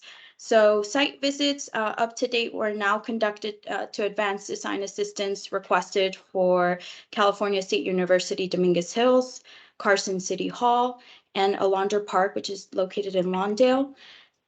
We are also completing outreach, always trying to talk to any city agency that might be interested in looking at their sites that currently have grass. And there was additional follow-up conducted with interest in El Segundo Library, City of Hermosa Beach, City of Redondo Beach, Culver City High School, and El Camino College, based on some of the conversations that we had through our committee of interest and just general follow-up to make sure that cities and agencies are aware that there's money out there for removing their grass, and then plugging in the resources that we offer through West Basin for design assistance through our landscape designer. So that is the last update that I have on my end, and I'm happy to answer any questions that you may have. Thank you.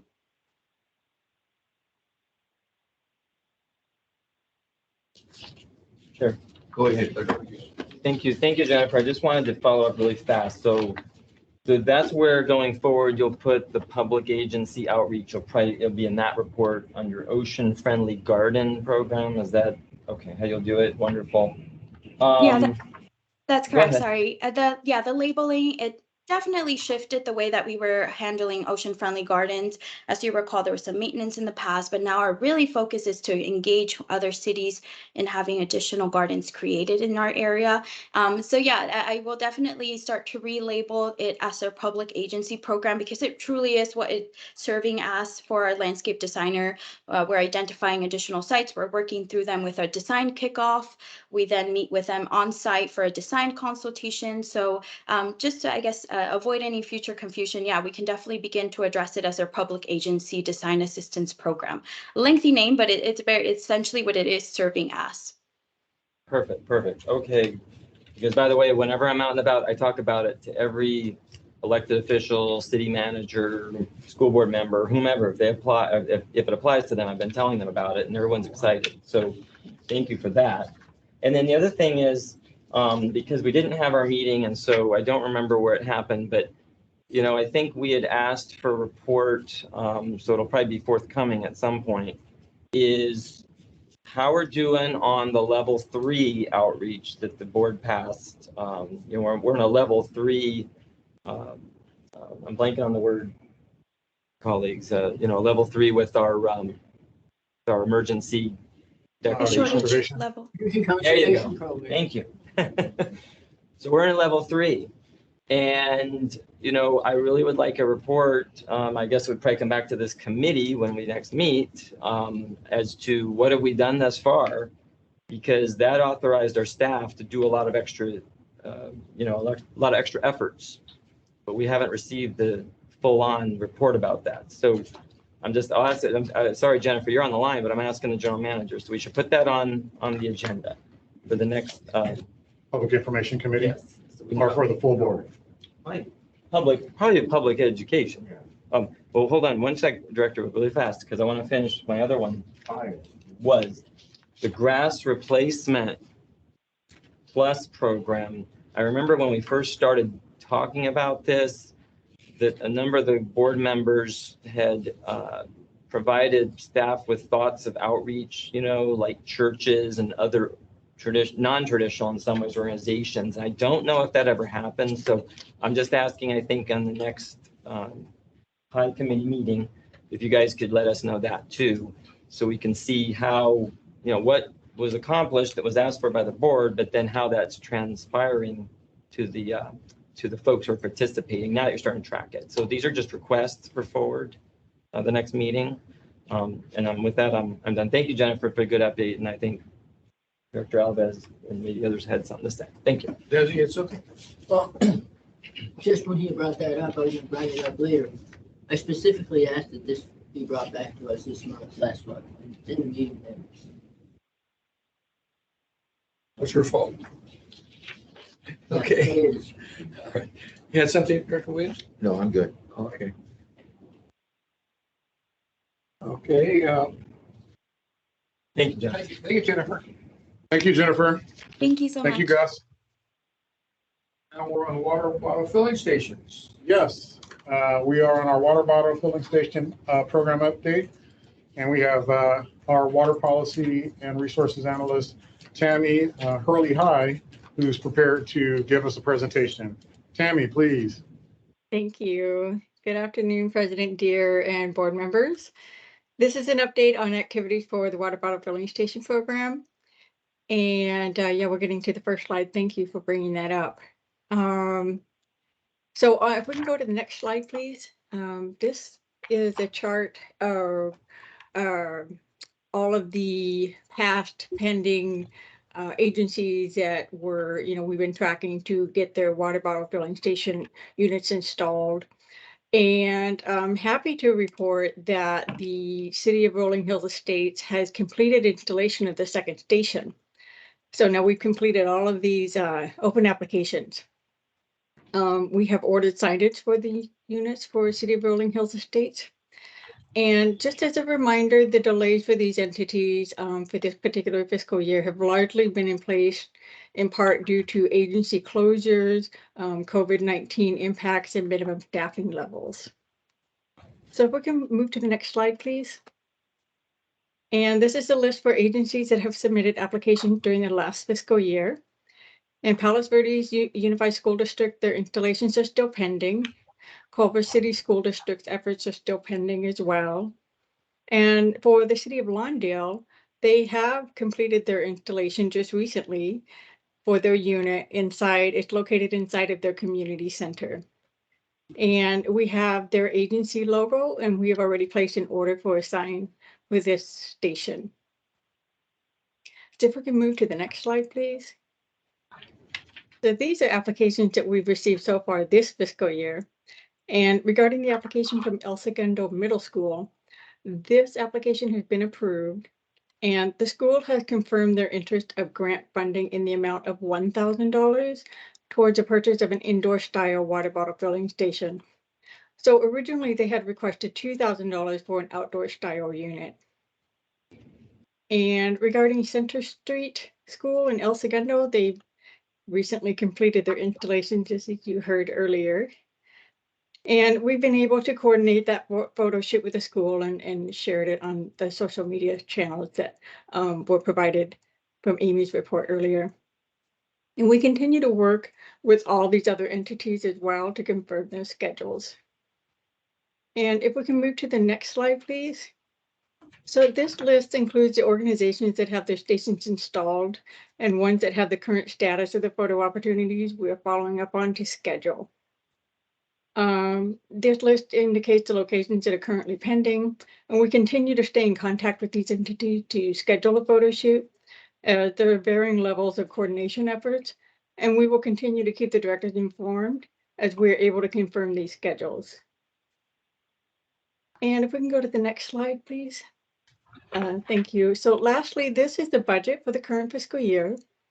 And the update here is what I had mentioned earlier, that for Division 4, the El Segundo Middle School, they've confirmed their interest in grant funding in the amount of $1,000 towards the purchase of an indoor style water bottle filling station. So for Division 4, there's now a total of $2,000 available this fiscal year. And with that, this concludes the update for the water bottle filling station program, and I'd be happy to answer any questions that you all may have. It always makes me thirsty to hear about this program. I don't know why. Questions, colleagues? None? Thank you. I guess we're happy with the program. Thank you for a fine job as usual. Thank you. Thank you, Tammy. Thank you for that great report. Okay, Mr. Manager, we'll go on to item 10. Receive and file. You have 5 items that I guess we're going to get individual reports on. Is that correct? Correct. I believe these were reports that were presented in the various committee meetings that were held, over the past month. And so we should be perhaps ready to receive and file those unless there's interest in discussing further any of those particular reports. Mr. Chair. Mr. Director Williams? I'd like to move that we receive and file these reports. All right. Is there a second? Director Alvarez seconds. Is there any particular one you want to pull for discussion? No. Mr. Gray, are you satisfied that we receive and file all of item 10? Are you there? Yes, I am. I'm fine with that. Thank you. Okay, well. Can you hear me? Oh, yes, thank you. I agree. We've gone to most of us have attended all the committee meetings and gotten those reports already, and we have it here in front of us. Apparently, there are no questions, and so I'll call the roll on the motion to receive and file item 10, 1 through 5. Okay, so we will have our roll call, starting with President Deere. Yes. Vice President Houston. Yes. Treasurer Alvarez. Yes. Secretary Gray. Yes. Immediate past President Williams. Yes. And item 10 has been received and filed in its entirety. We're now on item 11, the General Manager's Activities Report. Okay, and I want to thank the board and staff for helping me on board with the district, with West Basin. It's truly an honor to serve as general manager in my short tenure of 2 weeks so far, which started off lovely with the ribbon cutting at Topgolf, just next door to our Etsy Little plant. So I had the pleasure of attending that event with Director Houston. And as I have been informed, the golf course was the very first customer of the Etsy Little facility. And here we are, like 25 years later, and having a very modern installation of Topgolf, and various community leaders, council members, former mayors who were celebrating that event. It was a really great first day on the job. With that, also was a great day on the job, coming to the district headquarters here at DLD and having a meet and greet lunch with staff here in person. I, personally treated staff to a box lunch and had a chance to meet my friends and colleagues here in the building, and that was a lovely reception. And so having said that, it was off to a really great start.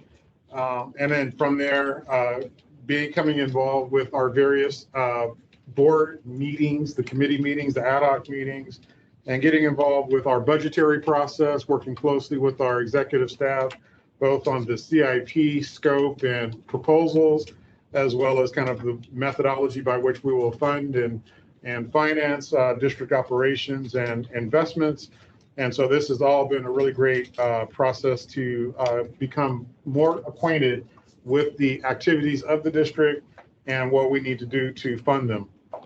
So let me get into a few specifics here. Some things that I have in terms of prepared remarks are just a few reminders. So we do have our long-range financial planning workshop scheduled for tomorrow, 10 a.m. I'm sorry, scheduled for Wednesday on the 27th at 10 a.m. And so our executive manager in charge of finance will be able to walk us through what our long-range financial plan looks like in the context of the CIP and operational expenditures and the various options we may have in terms of funding and how that looks in terms of our financial position. We also have a presentation to our customer agencies on Thursday, April 28th, where we will walk our customers through our current proposed budget. And so that'll be on the 28th at 10 a.m. And then on that same day of the 28th, we have a really great event in store, our employee recognition luncheon at Ed.C. Little, and that's at noon on the 28th. And so that'll be another great opportunity to mix and mingle with staff and to recognize, you know, a year of success and accomplishments and all the great work that our district is doing, thanks in large part to the efforts of our staff. My next highlight here is a really great news article that ran with Spectrum One on water recycling. And so this particular spotlight featured our very own Durrell Ramos Young and also Uzi Daniel, our operations manager. And so they were interviewed by Spectrum One and had the opportunity to talk about district operations in the context of our water conservation efforts, our water recycling program, and how we might continue to lead the region forward in terms of positioning towards direct potable reuse. So this was running during the week, week of April 25th, and there was a teaser content shared on Thursday, April 21st. The next item I have just the spotlight, and again, this is kind of highlighting some of the great things that are happening with our staff and with the district. You've already heard in our report here, Water is Life Art Contest, and I think it's fantastic that you all participated in evaluating the 850 submissions from our schools across all 5 of our divisions, and that's a market increase by 450. So with that, the participation, let me see, detailed participation information was provided by our PI report, as you heard from Amy. Let's see, the next item I have is that we are also participating this Friday in a water industry careers panel with our partners, Water Replenishment District. And so this industry careers panel will be targeting students and young professionals, and that's going to be held on Friday from 10 to 11:30. I believe I've also been asked to kind of speak at that particular event and provide a welcome introduction to the attendees. All right, so next item I have is our Southern California Water Coalition quarterly lunch. And I want to say that, you know, as a part of my 2 weeks, starting off with a really nice Top Golf event, ribbon cutting, I concluded 2 weeks being in lovely Temecula, where the Southern California Water Coalition convened their board meeting. Our directors, Houston and Williams, were both present. I joined the lunchtime presentation, which featured our regulatory representative, and forgive me if I don't remember the names. I remember the first name, Marianne, an agricultural representative, AG, and then an urban water provider, our very own Las Virgenes General Manager, David Peterson. And the 3 of them had a hosted moderation panel where they were talking about the implications of conservation, water, you know, supply shortages, and what that means in a regional context between ag, urban, and the regulatory framework. And so it was a very dynamic panel and a really great way to see and meet a lot of our industry colleagues and a great way to end 2 weeks. So with that said, we have continued to meet as a committee in our brewer desalter ad hoc. And so we've, moved forward with advertising for, I believe it was the decommissioning of the demolition of the facility itself. And so we're making progress towards that priority. We've also had a great reconvening of the LA ad hoc with our partners at LA Department of Water and Power and LA Sanitation to begin discussions or renew discussions as to how we might partner with our regional facilities to go forward with increase in regional supply. So that's a very promising first conversation that we had with our partners. Let's see, I also have here that staff is working towards scheduling the next desal ad hoc committee, which we haven't had during the month, but I know that the board has voted to discontinue pursuit of desal, and so perhaps the scheduling of that committee will be to officially wind things down, but that's to be determined. Staff also is working towards scheduling the census redistricting ad hoc committee, and I know quite a bit of work has been done to move that forward as well. All right, let's see. I also have an item here, upcoming committee meetings. So next week we have our Metropolitan Water District Caucus. That's scheduled for Wednesday, May 4th at 12:30. Let's see, bear with me here. I'm just following some of the items here. Okay, we have also a hard copy calendar of other upcoming meeting dates and times, which I believe you may have in your package. And Yeah, you should have them in front of you. thank you, Julie, appreciate that. Okay, and then moving on from the kind of the other items that I've just gone over, I just want to take a moment to say that it's really great to also look forward towards our Aqua Conference, which is scheduled for next week. We'll be able to convene with our colleagues in Region 8, as well as the broader community of Aqua members. And I've been asked to participate and introduce myself to the Region 8 meeting. So very much looking forward to that. I'm also looking forward to presenting before the Carson City Council. So we're looking at doing a presentation of the district, of the water conservation efforts and the situation with the drought on May 17th, as well as at a point in June. So these are really great opportunities to engage our leadership in our neighboring cities.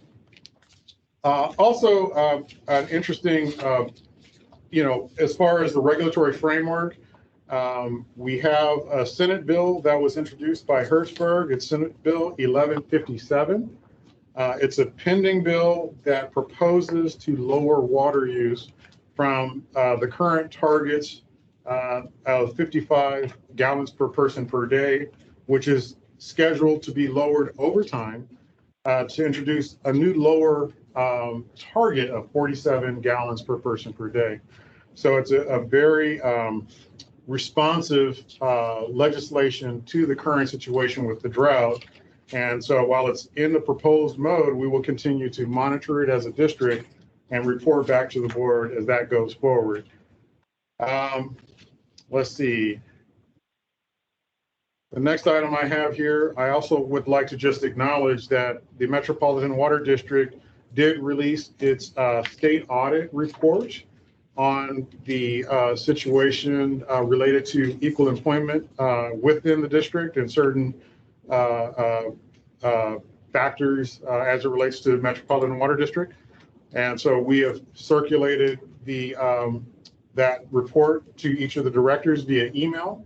And so we have an opportunity to review that and consider that report. And the general manager, Adele Hoshkalil, has taken affirmative steps to make changes and to establish positions of authority to make sure that EEO concerns are properly dealt with. Let's see, moving on to my next item. We have also looked at our mask policy related to COVID here in the district. And so in one of our committee meetings, we presented the current environment as it relates to the county conditions, the current regulatory expectations as far as COVID protocols, and then how our district is performing in terms of exposure rates and reporting of COVID test positives and things of that nature. And so with that, we are looking towards removing the mask policy at our district facilities. And so I'm working with my HR team to do just that because we feel that the risk has subsided from the surge that we have experienced in the January and February months. And our peer agencies also have removed the mask mandate. And so we could follow suit with that as well. Okay, so with that, I think that brings me to the end of my comments. And I'll just ask if there's any questions for the general manager. Go ahead. Mr. Chair. Hi. Hello, Director Gray. Okay, go ahead, Director Gray. Yeah, I just wanted to, comment regarding the general manager report. At the Southern California Water Coalition dinner, I did attend. I'm not sure, did Director Williams attend? I think you said Director Houston, Director Williams, but I was there. I did not. So just He did not. I apologize. It's Director Gray and Director Houston. So please forgive me. Right. We look alike. Want to make sure. No, do not, Arrow. So, but I wanted to thank General Manager for bringing up the audit, the state audit, and if there are any questions, I know he's already stated that our new General Manager at Metropolitan is certainly committed, as well as I am as board chair, to implementing those recommendations. So I just wondered if any of the board members had any questions or comments about it. Any comments or questions from our board? No. On that, none of that. But we do have a question from Director Houston. Go ahead. Real quick, I want to say thank you, Greg, for a really thorough report and a jam-packed list of activities in the last 2 weeks that you're getting up to speed. And thank you about the mask issue, which we did talk about at our finance and administration meeting the other day. And then on that note, I think as we start to adjust the policy, let's also get back to where, I think these doors here are normally unlocked, but not at the plant. Because when you go to the plant, unfortunately, the front doors are locked. And so unless there's a person sitting in there and you can bang on it, or if you happen to have a badge, you're just stuck out there. So, I don't know if that used to be the way that was, but let's, we need to get 8 to 5 or whatever the operating hours are. The plant needs to be accessible to the public and staff, as normal. And the same with this building. I'd like to see that, of course, happen as we start to, relax some of the rules that we've had in place. Very good. Thank you. That's my only ask. Thank you for that ask, and we will certainly incorporate that into our steps going forward. May I comment on that? I'm concerned about any kind of industrial plant being generally open to the public. They really aren't. They really aren't. And it shouldn't be. Well, I'm talking about the front doors to come in the lobby. I'm not talking about the back gates. I know, but if you come into the lobby, you can walk through the whole plant. But that's not how it always was. 8 to 5, we always had it unlocked. Is somebody there? Yeah, because there is a front desk. Yeah. That's a good point. Okay. Yeah. So. I'm sorry, go on. And actually, thank you, Julie, for reminding me of another item that I had intended to include in my report out. So if I may. So one more thing. This is related to the settlement agreement for the standby charge. So our executive manager in charge of finance has this report that she shared with me. On April 1st, the Superior Court judge approved the settlement agreement on Rastegar case regarding the standby charge. As part of the settlement, district is required to make payments to certain parties, including payment to the plaintiff's counsel of approximately $9 million by tomorrow, April 26th. And so we're sharing this report out with you directors because it is a significant payment that we need to make. And so that will be made tomorrow.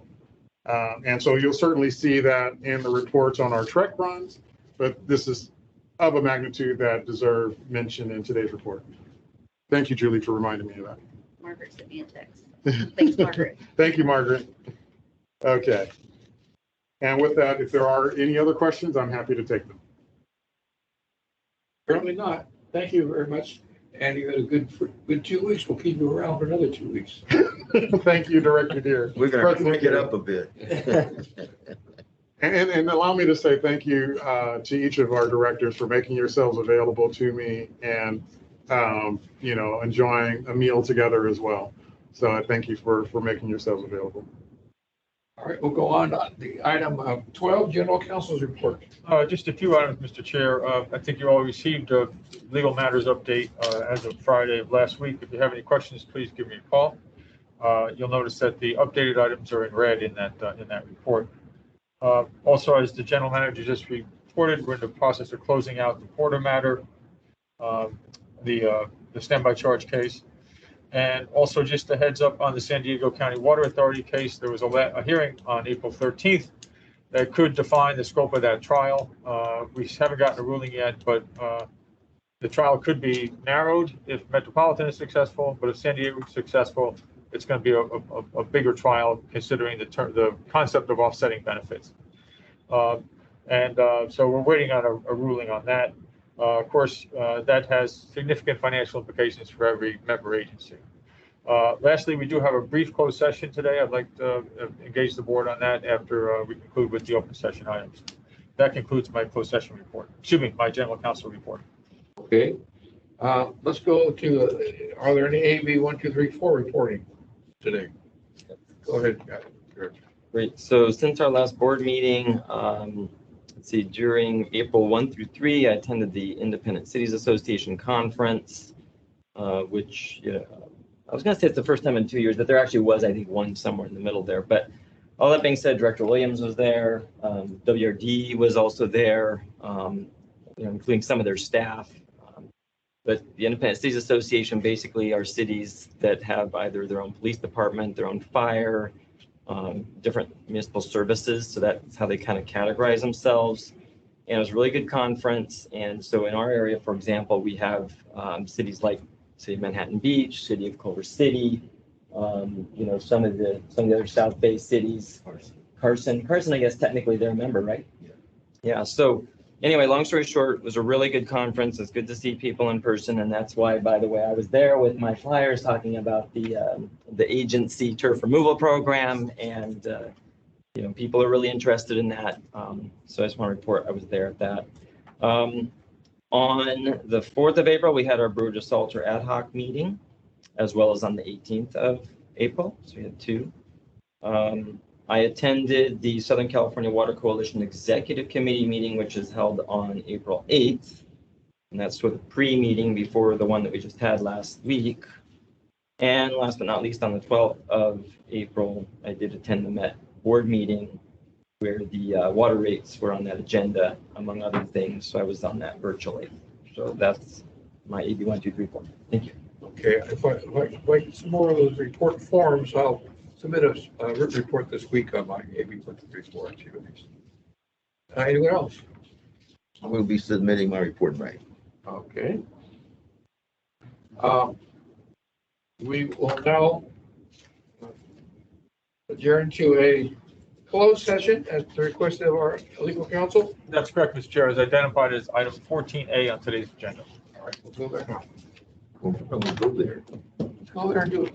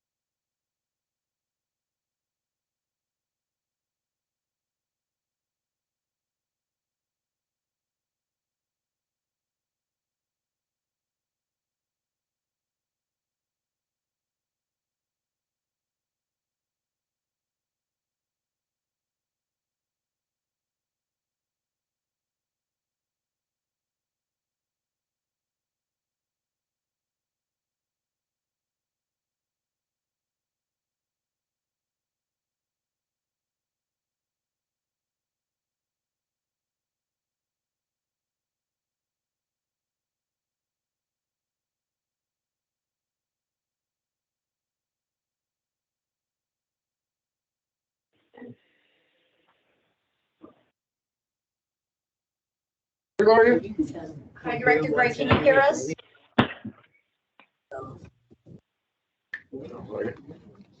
Director Gray, can you hear us? Yes, I can. I can hear it. Thank you. Thank you. To the meeting, ask the attorney to second.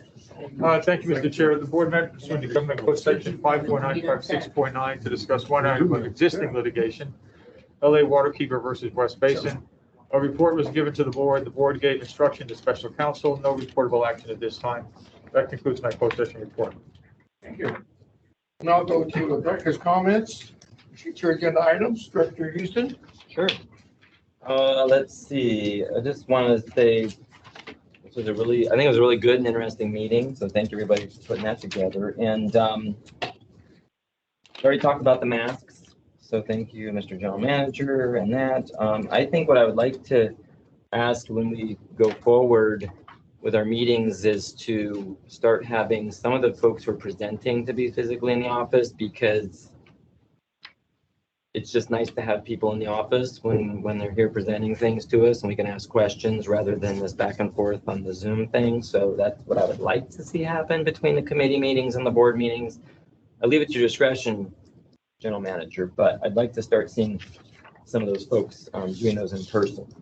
And then the second thing is, and I don't know much about this, but I got an email talking about some sort of federal bill. It's called the Water Affordability, Transparency, Equity, and Reliability Act, the WATER Act, that deals with water for infrastructure. So I honestly don't know who's sponsoring it, who's pushing that, but perhaps at our next public policy and legislative committee meeting, you guys could find out what that's about and let us know if that might be something we would look at supporting or not. But I'd just like some more information on that. And that's all I've got. So thank you. Thank you. Director Alvarez, comments? Yeah, some of it was some of the subject matter that's been discussed. I think I would like to see an item come back regarding COVID. I think we're beyond the pandemic. It's an endemic situation, and we need to just move on and live with it. So I would like to see the district go back to a more normal way of doing business. People come into the office, and I know that we just approved the resolution again to extend the virtual board meetings, but I really think that we ought to just focus on hybrid meetings where the board doesn't always have to be here. All they have to do is know where they're at, and that could be posted. But that model, I think, would be best, and I think a lot of other public agencies, as Director Houston mentioned earlier, are already doing that, and I'd like to see us do that. I had asked last month, and it came up again for the discussion, and I'd like to see that come back next month, is that we have activated level 3 of our water or drought contingency plan.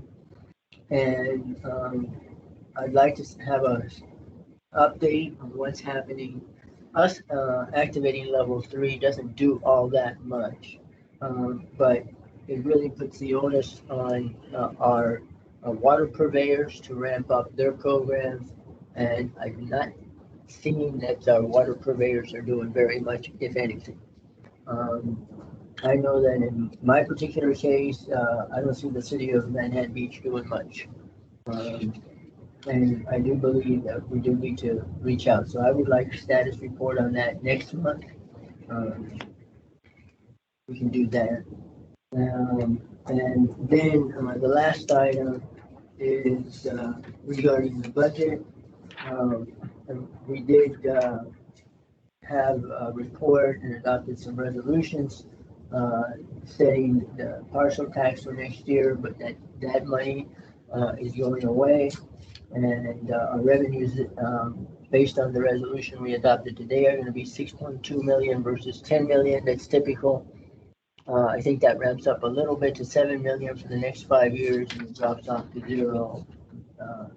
And we need to keep that in mind, that we're looking at a budget that's been presented to us, and we long-term have some revenue issues that we dealt with, and it cannot all be put, and the burden cannot all be put on just the water rates. So there's substantial work that needs to be done, and what can the district do to tighten its belt? There's a lot of things that are beyond our control, such as the cost of imported water via Met, and other costs like we dealt today with the increasing rates in our chemical costs, et cetera, that are driven by much greater events that are happening. So we do need to look at the district budget and where we need to do some belt tightening. With that, that's my comments for today. Thank you. Director Williams, any comments? No, thank you. Director Gray, you have any comments for us? Just briefly, thanks to the staff. I think it was Daryl and Margaret and Amy today, and certainly the general manager. Thanks for all the reports today. So thank you, President. Thank you. Those comments, I agree with them. And we are now adjourned. This meeting is now adjourned. Thank you, sir. Thank you.